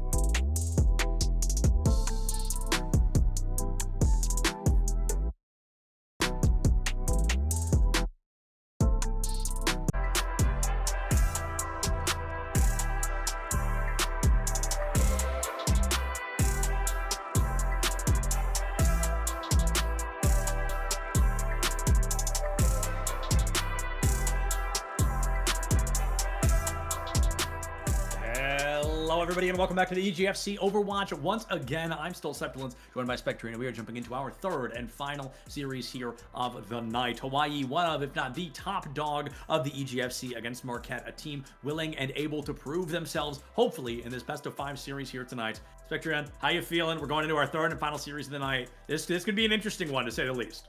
Yeah, I really hope this series does have legs to it. After what we just saw, then yeah, I would really love to see if Marquette University could get that kind of underdog story going against University of Hawaii. But, I mean, from what we've seen from them so far, Hawaii look absolutely untouchable. They have been playing some fantastic Overwatch, and it's going to be a massive undertaking for Marquette University to put a scratch on that. I think the player to watch from the University of Hawaii, by the looks of things, to me at least, would be River God. From the Ilari, especially, I've seen from them, it's been absolutely terrifying. And so Marquette University, if they can shut down that particular player, might have a bit of an easier time of things. And speaking of Marquette University, they also play some very interesting Overwatch in terms of styles. They've been playing lots of strange poke compositions with some heroes that maybe we don't see too much of. Lots of Mercy actually played when they do actually pull that out. So very non-standard, but maybe a curveball that could cause Hawaii to slip up a little bit on Busan. Yeah, and Reach for No Help, one of the DPS players for the side of Marquette, is without a doubt, no offense to the rest of them, the loudest player, at the very least, the most impressive player, letting up the kill feed most often. On Sojourn last, I had the opportunity to see them. Perhaps that's changed now. It's been a little while, but they're definitely a player to keep an eye on. And the side of Hawaii, anybody that's ever watched a Hawaii broadcast, and I'm on the mic, we all know I'm a big fan of my boy Say. Plays the Junkrat just like I do. I've known Say for years at this point, so always excited to see him go. But all of Esports, I mean, I'm always super eager to see what this team can bring to the table, especially here on Busan, a map where Junkrat can work really well, especially with an expert like Say behind the wheel. I mean, Junkrat is never really been a meta pick, not for a couple years now, but I mean, there's always going to be players who grind out the hero for the love of the game, essentially, and a strong Junkrat is an absolutely terrifying thing to have on the other side of the server. I mean, the ability to one-shot you, the mobility, and of course Riptide being almost a guaranteed kill if used correctly means that, I mean, yeah, Marquette University, again, they're going to have their work out for them trying to shut down Hawaii, but with Say on the Junkrat as well, it's going to be an extra wrinkle that's going to make their job oh so much harder. Yeah, and I mean, we've seen what Say can do before. A 5-man, a team kill on his lonesome. Just the last time I had seen Hawaii, which I don't remember what that is. Time is an illusion after all. But Junkrat, I always say Junkrat's not meta, but he's not meta. And he's that type of character where, like you mentioned, if you know how to play him, you can get a lot done with him. And I think Say, as we all know, knows exactly what to do with that Junkrat on the field. But Busan is a map where I think Junk can work really well. You look at Mecha Base, but if you look at somewhere like Sanctuary, Junkrat loses a lot of value, and Say might have to play something like the May, which we see sometimes, but not nearly as often. Yeah, I think the kind of balancing act with the Junkrat is paying enough attention to him that you can, force him off the angle that he's on, maybe even get the kill without paying so much attention that you're opening yourself up to the rest of the team. Junkrat is a hero who really thrives on having backs turned, about having attention looking away from him. That's when the best work is done, and responds very poorly to being, shot at. You don't have much in terms of quick movement. You don't really have a defensive cooldown, so you can concussion mine yourself back, or you can essentially die. So that's going to be the balancing act that Marquette University are going to have to play. But as you mentioned, Busan's going to be definitely one of those stronger points for Junkrat. Even Mecha Base, while you can play the Mei, I mean, those chokes, those stairwells are going to be very, very beneficial in terms of hitting those pipes, hitting those concussion mines. So, I mean, if Hawaii are feeling it, if Say's feeling it, then Junkrat all day, every day, really could be the name of the game for them today. While we're waiting to jump into the matchup here, we're waiting for the players to jump into lobby in just a moment, I presume. So I'm waiting to see if the University of Hawaii is going to be, kind of biding their time, if they're just making sure that everything's ready and prepared for whatever the matchup may turn into. But there's a lot of possibility and utility. And okay, we just got information from our producer that we had a bit of a crash, a disconnect on startup there, which it's going to happen to the best of us, honestly. I mean, yeah, we've all been there before. Unfortunately, tech doesn't always work. I mean, we've experienced that just in today's broadcast, but I mean, it is what it is. I mean, it's going to be sorted pretty quick. And is that a confirmation on the server going to be central? Of course, Hawaii, yeah. My American geography, I can't lie, not perfect, but I do know Hawaii's pretty far away. Nice. So that's the important part. That's the important part. Let's go, British education system. W's. But yeah, the ping is going to be a big difference maker. So yeah, getting some fair servers going to be very, very important for these two teams. Hopefully, the ping going to be stable enough for both of them. Hopefully, it's going to be, a fair balance. There's not too much advantage to either one or the other. No, there's very much not. And that's the thing that a lot of players will talk about pretty often, is just the fear of playing against Hawaii due to the fact that they are so far away. But we, in reality, often have Hawaii on servers that are, to the detriment of either team, really. It's not going to be really good or really bad for anybody, but as we do start off on that personal favorite here on Mecha Base, and with that Junkrat in the back pocket, I think there is a really huge opportunity for Hawaii to dominate. Reach for no help. Best player on Marquette goes down in the blink of an eye and stomps here on the Junker Queen. Could be in for a rude awakening, especially with River God's Discord on the opposing side. Akamai will take them down with that railgun fire shot, and now things are looking mighty good as Akamai is just getting warmed up, but University of Hawaii coming out large and in charge. Yes, I mean, yeah, River God opened it up. Yeah, River God opened up the first kill, but Akamai's the one to close the account in style. 3 kills off of the Sojourn. Marquette University in their first fight sent straight back to spawn, and they do make changes already. Over to a more standard composition. Zippy actually going to be mirroring the Junker, so they want to take the ego duel, but against Say, I mean, that's a bold decision. 20% online. Math Dealer takes Mickey out of the equation. I'm not sure I've seen Mickey before. I might be incorrect, but that name does seem new to me, but also I've been gone for a couple of months, so maybe Mickey has been around, and I just haven't had the chance to meet them quite yet. Pressure is stacking here, though, as the University of Hawaii gets a couple of eliminations answered out. Hattie finding Akamai in the mix-up here. Pressure is growing for Marquette University to do much of anything to find the value they need to follow through on the eliminations they're looking for. But unfortunately, Stomps is going to get stomped out. The University of Hawaii already finding themselves halfway done with stage 1 of Busan.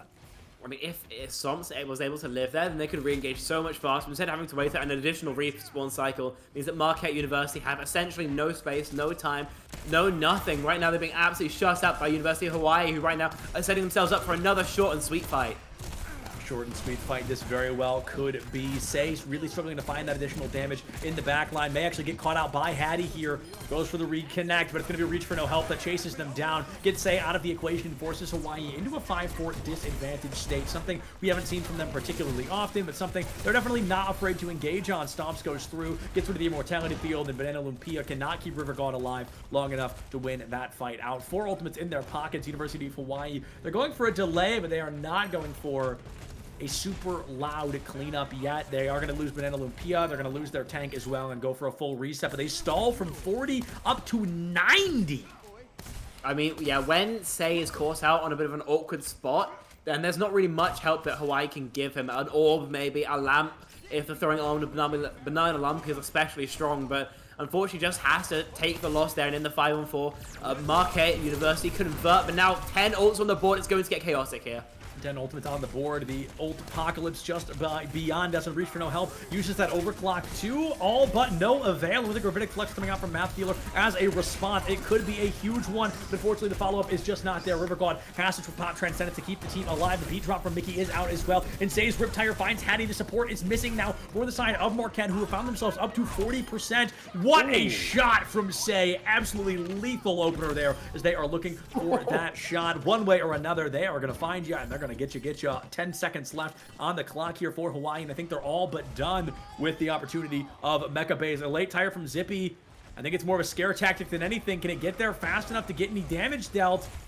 Unfortunately, no. That is going to be the stage end in favor of Hawaii, 100-43. I mean, once Say is back, it's a quick wipeout against Marquette University. Yeah. Hawaii are just looking unstoppable, and I think this was the kind of the one of the worst points you mentioned for Junkers here on Sanctuary. Even though the silence are longer, then we could just see more of Say.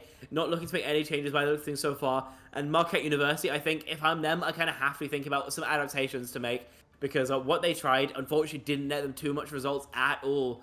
I do like this idea, actually, over to pretty much a full dive composition. And the Brigitte... Stomps is a good ball, too.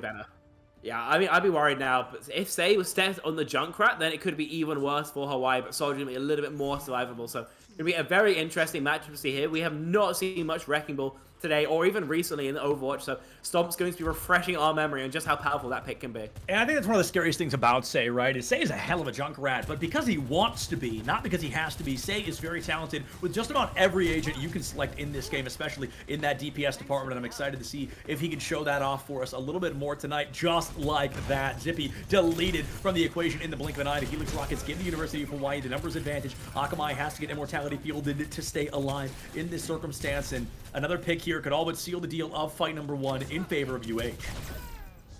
Brilliant shot from Reach for help. That's crazy. Say there to trade it back, but I mean, already the fight has opened up because of those 2 kills. I already say is going to be able to find a second elimination. Zippy goes down again, already down twice before some have even had the chance to go down once, and Stomps is doing their darndest on the Wrecking Ball, but there's such a dangerous game to play with this Wrecking Ball due to the fact that if you're not in your front line, no tank is anymore. Overwatch 2 is a single tank game, and Wrecking Ball really struggles to get value because of that. Yeah, I think from Marquette University, they're kind of stacking too much. Right now, a lot of players are kind of playing in the same area of the map, and when you're playing comps like Wrecking Ball comps, you need to be able to split. But right now, just poking earlier, and with a lack of sustain, I think ultimately Hawaii are going to win these more long-range engagements.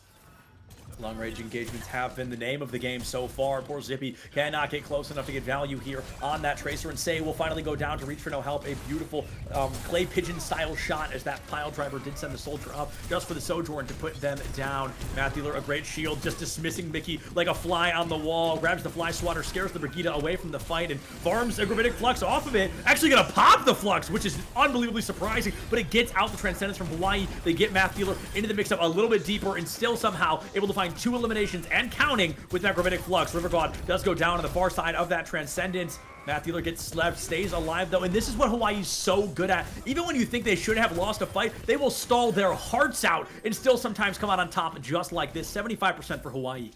I mean, Math Dealer in that fight cooking like Walter White out there. I mean, huge Gravitic Flux, and fantastically followed up onto by the rest of his team. Fantastic out of Math Dealer, and you Hawaii now still able to keep up that amplification matrix, able to keep up that attack visor, which could be absolutely terrifying to push into from Marquette University. Marquette goes in early, and they're going to be sent out just as fast. Say finds one, but reach for no help. Has their number today. Akamai is going to be on the cleanup crew there with a 2K of their own, and as the Ana falls, the map comes to a close, and that is a speed run from the University of Hawaii here on Busan. They are looking to run it down both Paraiso and that third and final map of New Junk City just as quickly.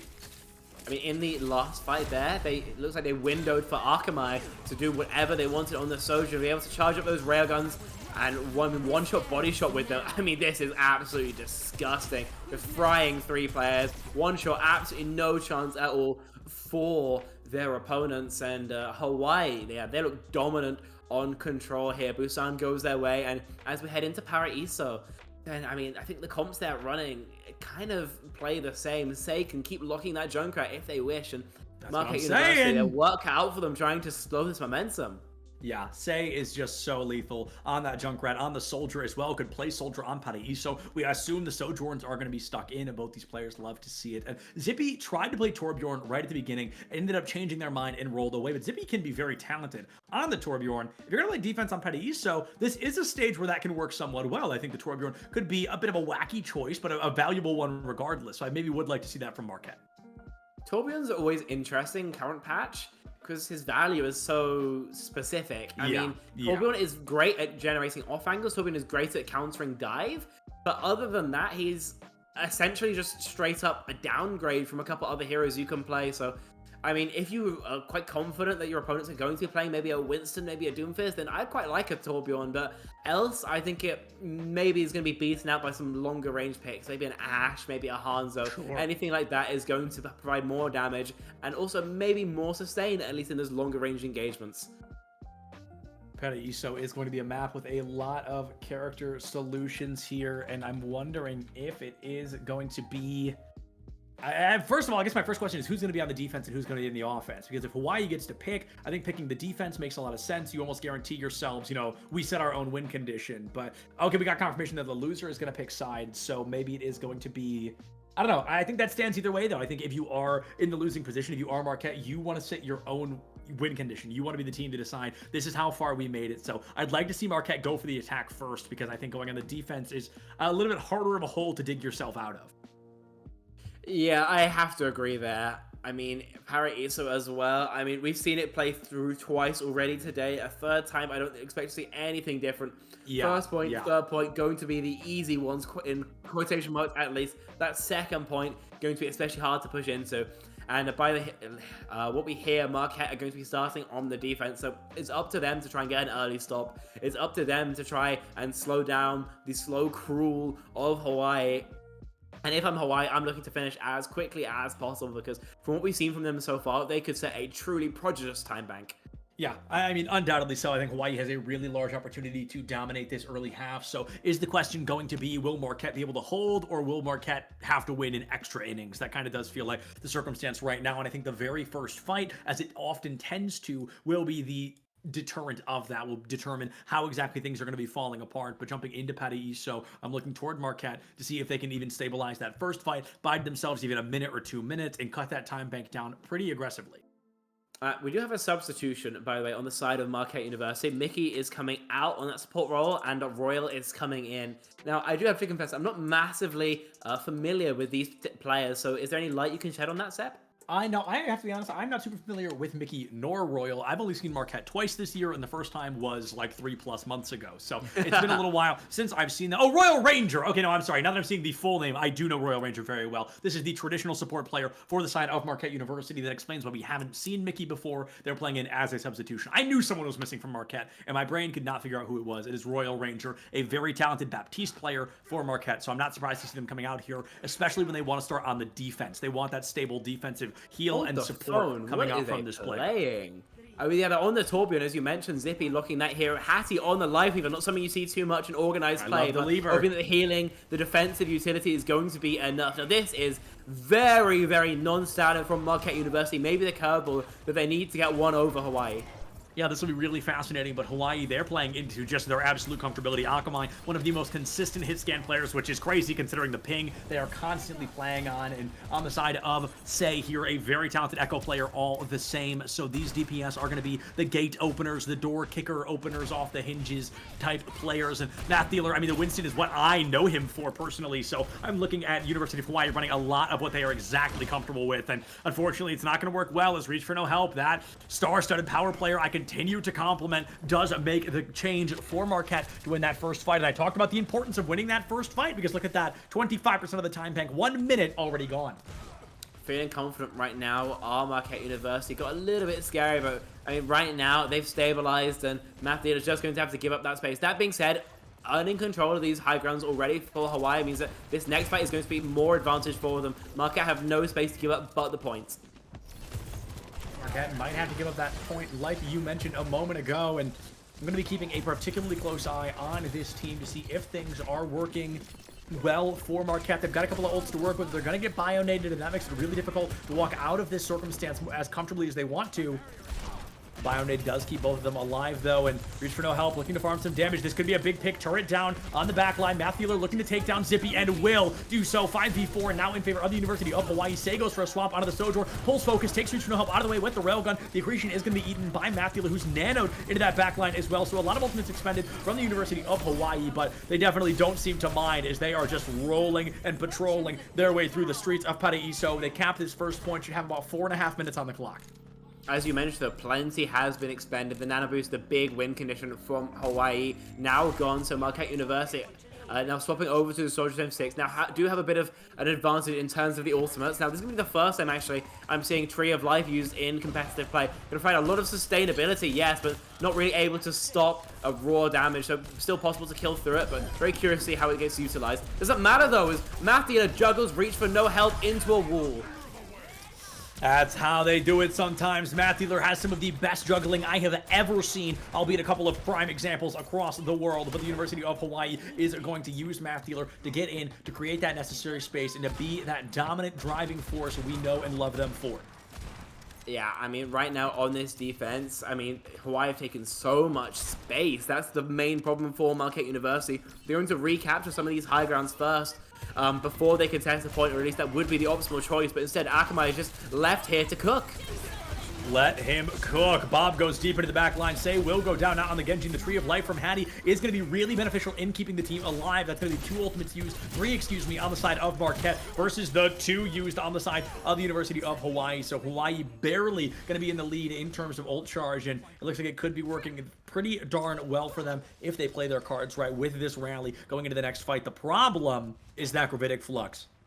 Yeah, it can be incredibly hard to play around. Rally provides you a little bit extra sustainability, yeah, but maybe not the tool you want to keep everyone up through a Gravitic Flux, so gonna have to be a lot of counterplay from Hawaii to try and shut it down. A Sleep Dart from River God would be your absolute best case scenario, but whether it connects or not, very hard to predict, so Hawaii going to need to play perfectly to get around this Flux. Stomps just has to hit it on one. Damage goes out early. Zippy has fallen. The Gravitic Flux almost a guarantee at this point. It's Stomps wants to try and turn this fight around, but it's going to be the nano boost from River God onto Mattheler that scares this team out of the back line. Mattheler overstays their welcome, though, and things begin to fall apart just a bit for the University of Hawaii. 2.5 minutes, the largest time bank we've seen this deep into the map, and if Stomps goes down, it'll be even larger, but the rally from Banana Lumpia is null and void, unable to find even a lick of value. That's really going to hurt the chances of Hawaii here in this fight, even with Akamai taking Royal Ranger down. The spawn advantage is so strong at this time for the defending team that it's got to be a full team wipe or a team reset to go in for the next engagement. I mean, right now, Stomps is still able to stall the point, but as the respawns are coming through from Hawaii, they seem more and more favored in this fight, still ongoing, still with both healers up on both teams, in fact, and this could still go either way, but a huge Ansi puts the pressure onto Zippy, who's taken down. Zippy goes down, Reach for no help, not there either, and that's the exact scenario you don't want to be a part of in a situation like this. Banana Lumpia is going to fall as well, and the action is not in favor of the side here of Marquette University. My goodness, my brain shut off for a second there. University of Hawaii, they pop that Primal Rage. They go deep into the back line. If they took Reach down there, that would have been a full pile drive into the back line, just as we were anticipating. Things looking mighty good for the University of Hawaii. Now that Marquette University has lost that DPS, they will get a lot of that missing space they struggled to make up for earlier, right here, right now. I mean, everything's coming up heads right now for University of Hawaii.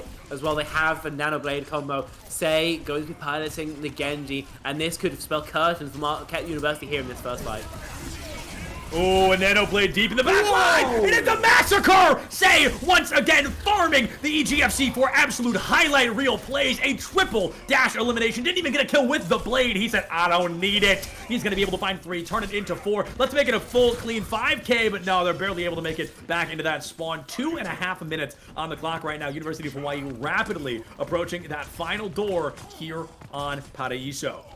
Spawns this close, though, means that Marquette University can recontest pretty much as soon as they get back out. It's going to be very hard for them, though, with no space. They have to charge up to this Flux. They have to charge the Gravitic Flux, and they're going to be able to. They've got an overclock to work with the Royal Ranger out of the way. That's going to be opening the door for this aggression on the side of the University of Hawaii if they so choose to engage on it. Zippy finds Matthew with the Reaper swap, a desperate one. The most default Winston counter in the game, and it is going to be working well enough that this team's able to make that magic happen. They make things work. They're feeling confident about their chances, and Say going to steal those chances away. Reach for no help goes down. University of Hawaii losing Say perhaps in that same breath. The Winston bubble keeps them up. Overclock from Akamai on the high ground. Scares Zippy into the back line. And Reach for no help swapping on to what appears to be a little bit of more comfortable play here. That Cassidy comes out. Akamai will be taken back to that spawn room. 80 seconds left. Can Hawaii break through? I'm just not sure it's going to be happening this time as Say goes down and Banana Lumpia's rally is silent once again. I mean, huge nade connects onto two. Marquette University all so low, but in the end of the day, they will stabilize. I have to say that all I want to talk about is Say's Dragon Blade, because, I mean, that's not something you see every day. That is shades of agilities for those with particularly long memories. And yeah, straight to the highlight bank for that one. Nanoboost back online. Say's Dragon Blade getting closer and closer as well, because there is enough time to finish charging up. Hawaii could just go for another Say Dragon Blade to try and close out Paraisa. It would be a fascinating yet risky play if I've ever seen one, and I want to see Reach for no help go through and find this. They go for the nano, they can't find the blade. Reach for no help hits the necessary shots to take that Genji out of the way, and it is exactly what they were looking for today. Math Dealer falls to Hattie. 30 seconds left, and I talk about how dangerous and how difficult it can be to cap this third and final point on any hybrid or escort map, and I think we're learning the hard way the detriment created in a scenario like this. Akamai falls to stomps, and it looks like University of Hawaii may get stomped out of hoping to win this map in over rounds. It may be an all or nothing toward the very end, and if this Death Blossom came online, that could have spelled out a whole different story, but the blade is late. It comes through. Nothing to keep it alive, and Say, desperate to find anything, puts down Reach for no help. The action finally tipping back in favor of the University of Hawaii. A Primal Rage comes out, keeping the Baptiste pinned into the corner. No immortality field to keep him alive, and the juggling is going to work well enough. Pressure's out. Zippy into River God. This could be a large moment for Hawaii. They don't have the spawn advantage. They need to get these final couple of eliminations, but Lifeweaver, he just heals so damn much. You can't get rid of the BAP in time. Akamai gets high-nooned back into the spawn room, and now University of Hawaii are going to lose these numbers finally long enough to, I believe, say goodbye to this attack. Yeah, great job slamming the brakes on that defense, but when they... this spawn was just too close, I think, for Hawaii. They needed to take a clean fight, kind of similar to, you know, the old 2 CP fights we used to have, but Hawaii not able to get the closeout. Marquette University get the payload stops, but 80 meters, 2 points capped. That is not a bad offense at all. Making it through the second point, making it all the way here, just a fight separating them from completion. So Hawaii can pat themselves back, or on the back, sorry. And Marquette University, plenty of distance to make up now. Plenty of distance to work with and plenty of room to improve on the side of Marquette University. I'm really excited to see if they can kind of bring that energy to the table like we're anticipating, if they can kind of storm out the University of Hawaii, because their defense really did seem to show up pretty darn strong, if I do say so. They're in that final moment of that defense for Marquette University, but swapping onto the attack now will be the make or break for this team. Let's see if Hawaii can answer back with a very strong defense. Definitely possible. Right now, though, Hawaii not making any changes. Exactly the same setup they were starting with on their offense. Of course, Say no longer on the Genji, back over to the Echo. But, I mean, he's been fantastic on it so far. I see no reason that won't continue. Marquette University on the other side.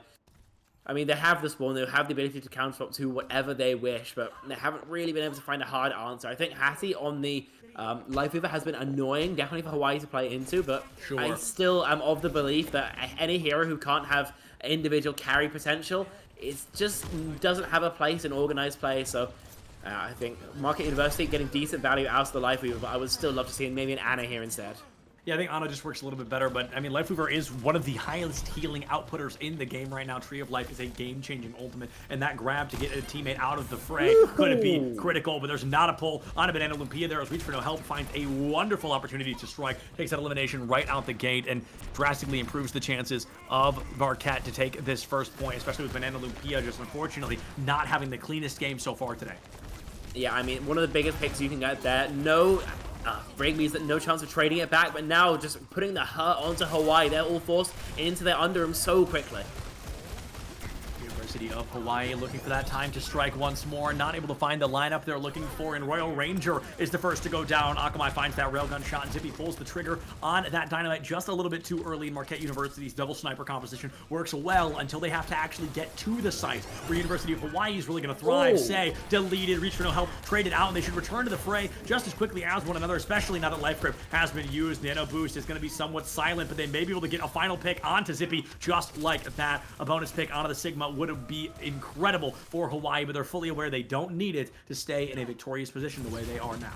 I exactly agree with you. Marquette University's composition really struggles getting these follow-ups, exploiting the advantages it creates, and right now that is really biting them in the behind right now. Akamai getting a little bit close there to death, but managing to escape. Akamai keeping things close, but barely able to stay alive. There's a Gravitic Flux online. We see a Primal Rage and a transformation from Say in that back pocket as well. This could be a huge moment, but Matthew goes down to a well-timed headshot from Zippy, who's really looking good on this Ash today until he sends Bob straight off the map, and then things look a wee bit worse for wear. The tree going to be used out as well, and even if Marquette University does win this fight, and they're looking mighty good to do so, they did use 3 ultimates to do it versus the whopping 1 that Hawaii brought to the table. So going into this next fight, okay, never mind. Maybe I'm just wrong about everything. Akamai gets deleted, ultimate down the drain, and I'm assuming we're going to see a swap here. I mean, I guess so, but I mean, from what we've been playing so far, I can't imagine what he'd swap to. And yeah, just sticking on it. So an ill-fated attempt to recontest from Hawaii buys them nothing but wasted ultimates and space donated to their opponents. Marquette University can take their absolute pick of angles they wish to use, spots they want to play with, and I mean, if Akamai's ultimate was here, if that overclock could be invested into the second point, then it could be fight-changing, but as it is now, it had absolutely no impact. No impact on the board, not quite like they wanted it to, and I'm definitely keeping a close eye out on the rest of this matchup just to see how things are going to be looking for our friends at the University of Hawaii, because they're really being caught out in an uncomfortable moment. Zippy and Matthew will be traded. Gravitic Flux, a very strong ultimate, and it will take that rally out of the way. Akamai falls. The rally comes out just a little bit late. There's a nano on top of it, so they are desperate to find anything here if they're able, but unfortunately, Banana Lumpia only able to pick up 2 before that nano comes to a close. The rally disappearing as well. Never mind. Let's turn it into a 3-piece, farming a highlight reel of their own. Say takes stomps down, and finally, Marquette University will be stopped in their tracks, but I've got to say they have performed very notably up to this point. They made it through the first point better than I was anticipating, and now they're pulling some decent numbers against Hawaii. I mean, yeah, overclock online for them as well on the attack could, well, get an early pick, but right now, Say now on the tracer, stalling point, to make it very, very hard for them to try and dislodge them. We're looking for that opening. Royal Ranger has that amp matrix. I'm assuming they're going to use it right around this next corner just to kind of cancel away anything UH could bring to the table. Say is so slippery here on the tracer. They literally lost track of him. He's looking for the pulse bomb. I'm hoping he's going to be able to find it. Zippy now on the Reaper. They're really not feeling confident about their chances against the Winston. The pulse bomb's decent, but it's not big enough. It's not able to find that stick, and the immortality field keeps everybody alive at a very pivotal moment. Yeah, right now, just poking from the high grounds, right now, I think Hawaii are going to be incredibly hard to try and pick off. They're playing so passively, and while they're willing to give the space, and it takes Reach for no help, pushing so deep to find a final kill. Reach for no help will find Akamai, but they're going to have to give their life for the cause. However, with the decent, there's a spawn advantage for the defending team, but not by much until we get close to the end of this. The Tree of Life goes up. Zippy forces Say to go back into the back of this matchup here. And this could be a big rotation from Say. Even one pick could equalize things. Banana Lumpia and Royal Ranger have to give themselves up. Let's see if the opening is going to be where they want it. Ooh, the Flux is late from Stomps. They take a lot of damage. They're going to live long enough to use it. And it will find Math Dealer. That is an unbelievably unlucky scenario to be in. I mean, Nano Boost onto the overclock. This is so much damage. Marquette University have to run for their lives, but Akamai, I mean, merciful there, allows only 1 to go down, the rest to escape, but still, Hawaii stabilize here, and without Zippy, then it's going to be very, very hard for Marquette University to try and get anything going here. Oh, Say finds Reach for no help with that pulse bomb. Only 70 seconds left on the clock, and the Death Blossom is the only ultimate to be looking at on the board right now. Banana Lumpia may have that rally, could go for a stun, but that would be a really difficult maneuver to pull off. I'd be over the moon if I could see something as cool as that happen in a moment like this one here, but looking down the line, is this going to be the University of Hawaii stopping Marquette in their tracks right here? Akamai gets that Disruptor Field that should deal a lot of damage, gets eaten by Stomps instead. Matthew has to retrieve back to point. Whoever got So is much fishing for nades right possibility. now. If one connects, that could be it.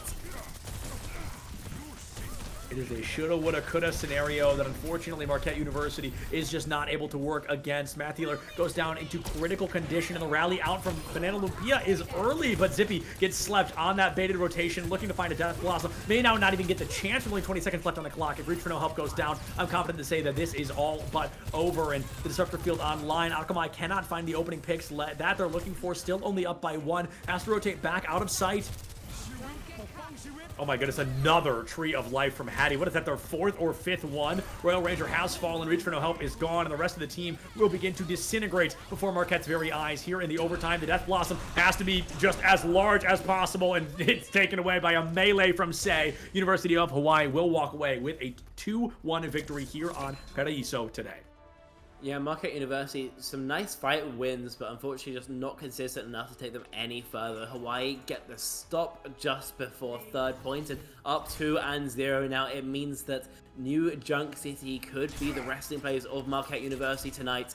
They could end it there, could Hawaii, but equally, it is still some room for a turnaround. But this Dragon Blade, I mean, you don't see that every day. Yeah, nothing beats that Dragon Blade. I mean, what an unbelievable performance coming out from Sei there, and I'm not surprised to see it. Sei is a very talented DPS player, as I have mentioned and referenced many times. Am I a little biased because Sei and I are friends? Maybe, but you guys saw it. You guys saw the triple dash kill. He got that even if him and I weren't friends. So, I mean, he's a very, very strong player, and I'm excited to see what Hawaii is going to do here on Flashpoint. Now, I've never seen Hawaii lose Flashpoint, and I believe this may be their most dominant map type to date, which is insane considering that it is the newest map type in the game. But Hawaii is very, very talented on this, and I'm really looking forward to seeing how they can do on New Junk City in particular, because I've actually never seen them play Servasa, so I don't know how they look over there.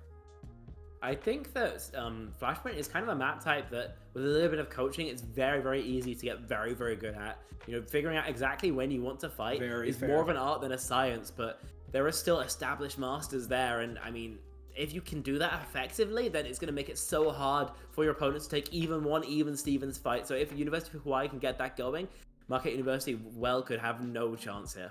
Yeah, there is a large opportunity for Marquette University to, I think you said it earlier, feast or famine, right? Make or break in a scenario like this one. And we're getting confirmation to see if the players are down to just roll through into the 3rd map, or if they want to take a break. That's, of course, up to them to decide. But they're rolling through into map number 3 here, which could very likely be our final map of the evening with what we've been seeing from the University of Hawaii so far. But going into this, Spectrion, are you looking for any team compositions in particular? What tanks do you think we're going to be looking at in a matchup like New Junk City again? I mean, both these teams have been going in and out of rational comps. I think that's very likely that it's just going to be Sig Brawl mirrors, I would expect. I don't think these two teams have been weird and wacky enough to go against anything, or to go against the grain, that far.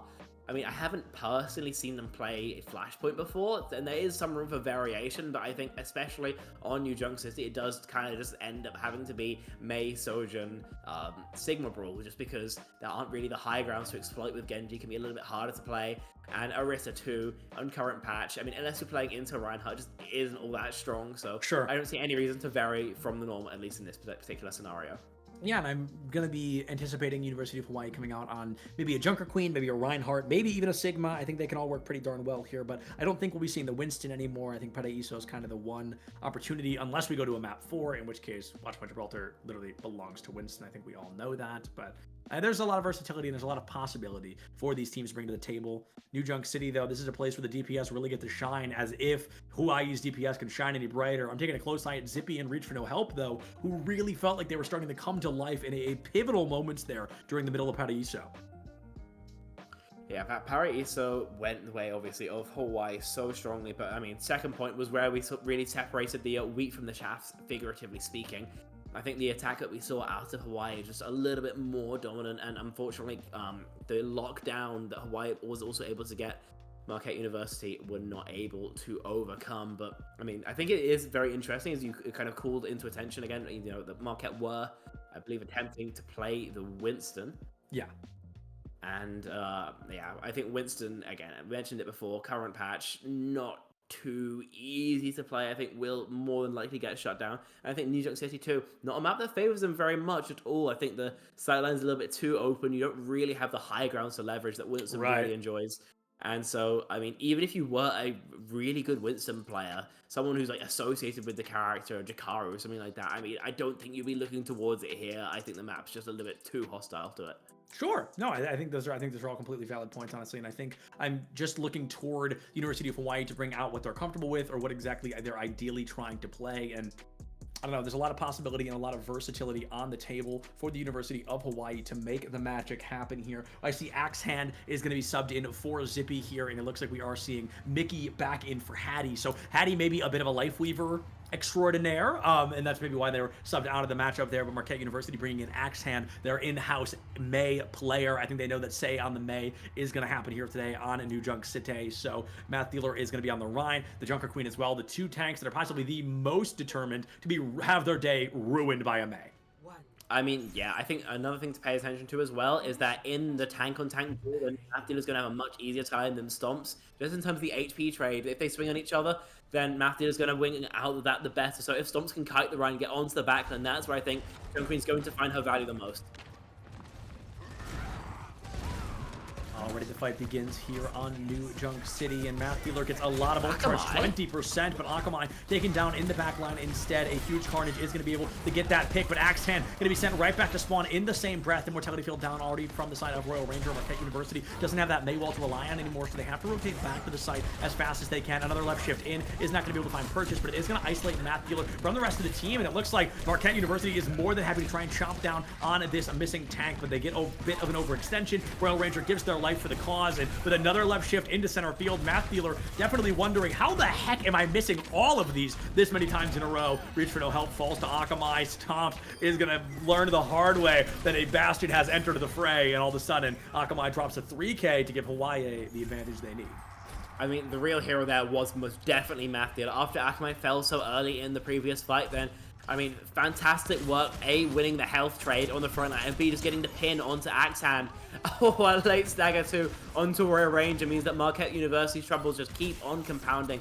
Hawaii now on the defense, accruing percentage and looking firmly in control as Marquette University have to wait to re-engage. Ults 2 coming online, and I mean, Math Dealer, I mean, we saw exactly what you can do with an Earth Shatter in the previous series, and if the same thing happens again on New Junk City, Marquette University are going to have the pain absolutely put onto them. Oh, incredible Earth Shatter from Math Dealer is going to take Axe Hand immediately out of the fight with a Bastion swap from Reach for no help in a desperate attempt to kind of answer out Akamai. They're going to lose a lot of versatility in that mix-up. We see the Lucio coming through as well, and Akamai able to drop a 4K once again. University of Hawaii have guaranteed themselves the advantage state they were looking for here on this first flashpoint. Yeah, I mean, right now, Hawaii are looking so firmly in control. Marquette University, they do have the ults online, especially the Rampage, but honestly, I think for the Queen, it might be an ult and switch scenario. I think Stomps might just struggle to find value too much, and Akamai right now on the Bastion, checking the walks as well, so really no options here for Marquette University in this fight, but we're going to have to wait and see how they elect to play it, because there's always a time for an individual play, and a huge Rampage takes down one. A very nice Rampage on the side of Stomps there. Marquette University, they're able to find one elimination, turn it into 2 with the help of Akamai going down to that Carnage play, but I'm not sure it's going to be enough. The University of Hawaii popping an Amplification Matrix in their confidence to stay alive. They forced the beat out from Mickey, and Marquette University missing that ultimate is going to be pivotal on the next engagement. They're so worried about winning the fight here, they don't realize that they just expended nearly all of their ultimates during that fight, and I think that's exactly what this team was afraid of. I think it's exactly what is going to hurt them down the line, and I think it's exactly why Marquette University is going to win this fight and almost guaranteed lose the next one, because they just threw out every single ultimate they had. I mean, when I was speaking about this fight, I was doing it under the assumption that Marquette University would invest somewhat frugally here, but I mean, 4 ultimates thrown at the problem, yeah, you're going to win out the fight, but now you only have an artillery form to try and win out the fight, and I just don't think that's enough to do it consistently. So yes, mirrored ults across the board, but I mean, Hawaii have been winning out these neutral fights, and without ult advantage to fall on the back of Marquette University, going to have to do this mano a mano.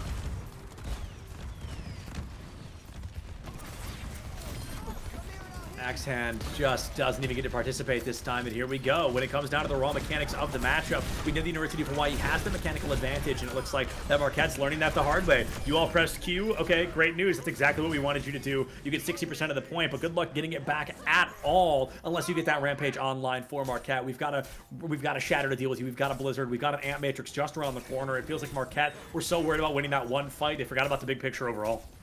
Yeah, and now Matthew again with another Shatter. There's no tools at all to shut this down. So, I mean, it got the pick of the litter, turns Matthew in deciding where to invest it and might just throw it in here.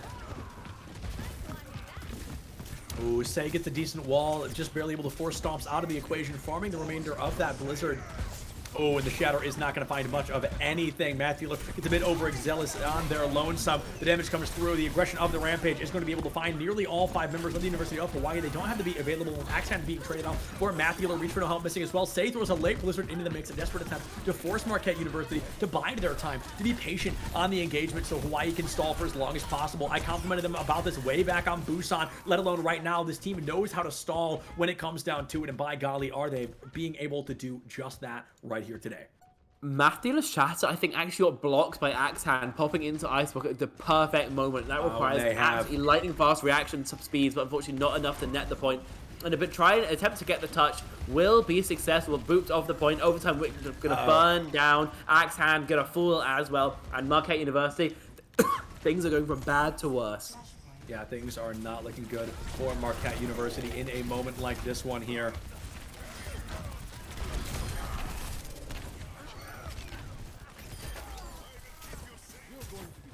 Going to be the end of the fight before it can even really begin. All things considered, we are seeing a pretty dominant performance from the side of University of Hawaii as anticipated. They are now 66% done with their goal here today, and they're looking to find just one more of these flashpoints. The problem, Marquette University has 4 ultimates at the ready, and I wouldn't be surprised to see all 4 of them just hurtled out here in a barrage of ultimates. I mean, yeah, you got 3.5 for Hawaii. That Shatter from Matthew can come online quickly, so we'll have to see in this ult battle what happens. But as a weirdly placed ultimate from the artillery form Bastion, won't get the kill. Gets the job done.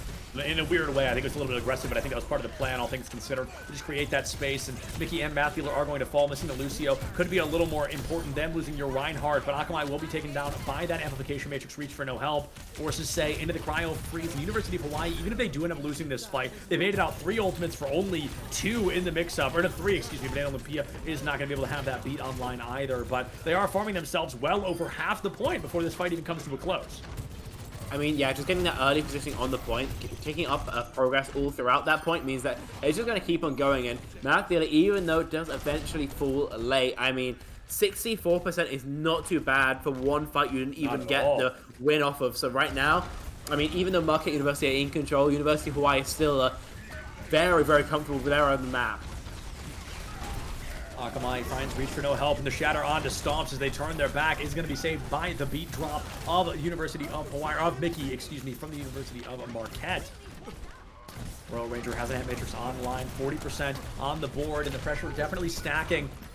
Axe Hand into Royal Ranger is going to be pretty large for the University of Hawaii. Mickey is going to be missing as well, and we see Marquette just barely underneath the cap of University of Hawaii, but if they enter 70%, this is what we love to call that last fight territory. They've got a Shatter, they've got an Ant Matrix, and they've got a Dream, but Hawaii, they've got a dinner reservation in about 30 minutes, so they want to wrap things up here.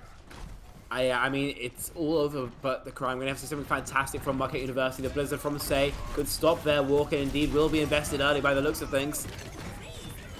Looking that early investment is going to be pivotal in a scenario like this one. Matthew is going to get frozen up a little bit, but Akamai in to Say. The Shatter from Stomps is a move of desperation, but as they are the final member to go down just in front of Reach for no help, that will be the closing fight win for the University of Hawaii. Another dominant victory for this team, as many of us expect against nearly any team in the EGFC. That team just happened to be Marquette University tonight. Yeah, unfortunate for them. They got matched up against one of the best. Same as their round 1 matchup, in fact, and it goes the exact same way. 3-0 to Hawaii, and yeah, nothing out of the ordinary here. Akamai and Matthew especially were just fantastic all game, but I think the thing that's going to stick in everyone's minds after this is Say, because that Nano Blade, that was that's what dreams are made of. Yeah, without a doubt. Say is a power player across the board and a very talented one at that. So a big compliment to the University of Hawaii on another 3-0 victory. That is going to bring us to a close here tonight at EGFC Overwatch, everybody. Thank you so much for watching. A big shout out to all 6 teams we had the opportunity to see tonight. And of course, all of you for sticking around and watching with us here tonight. Check your posture, drink some water. Don't forget to love each other. And we'll see you guys next time. Thanks for watching.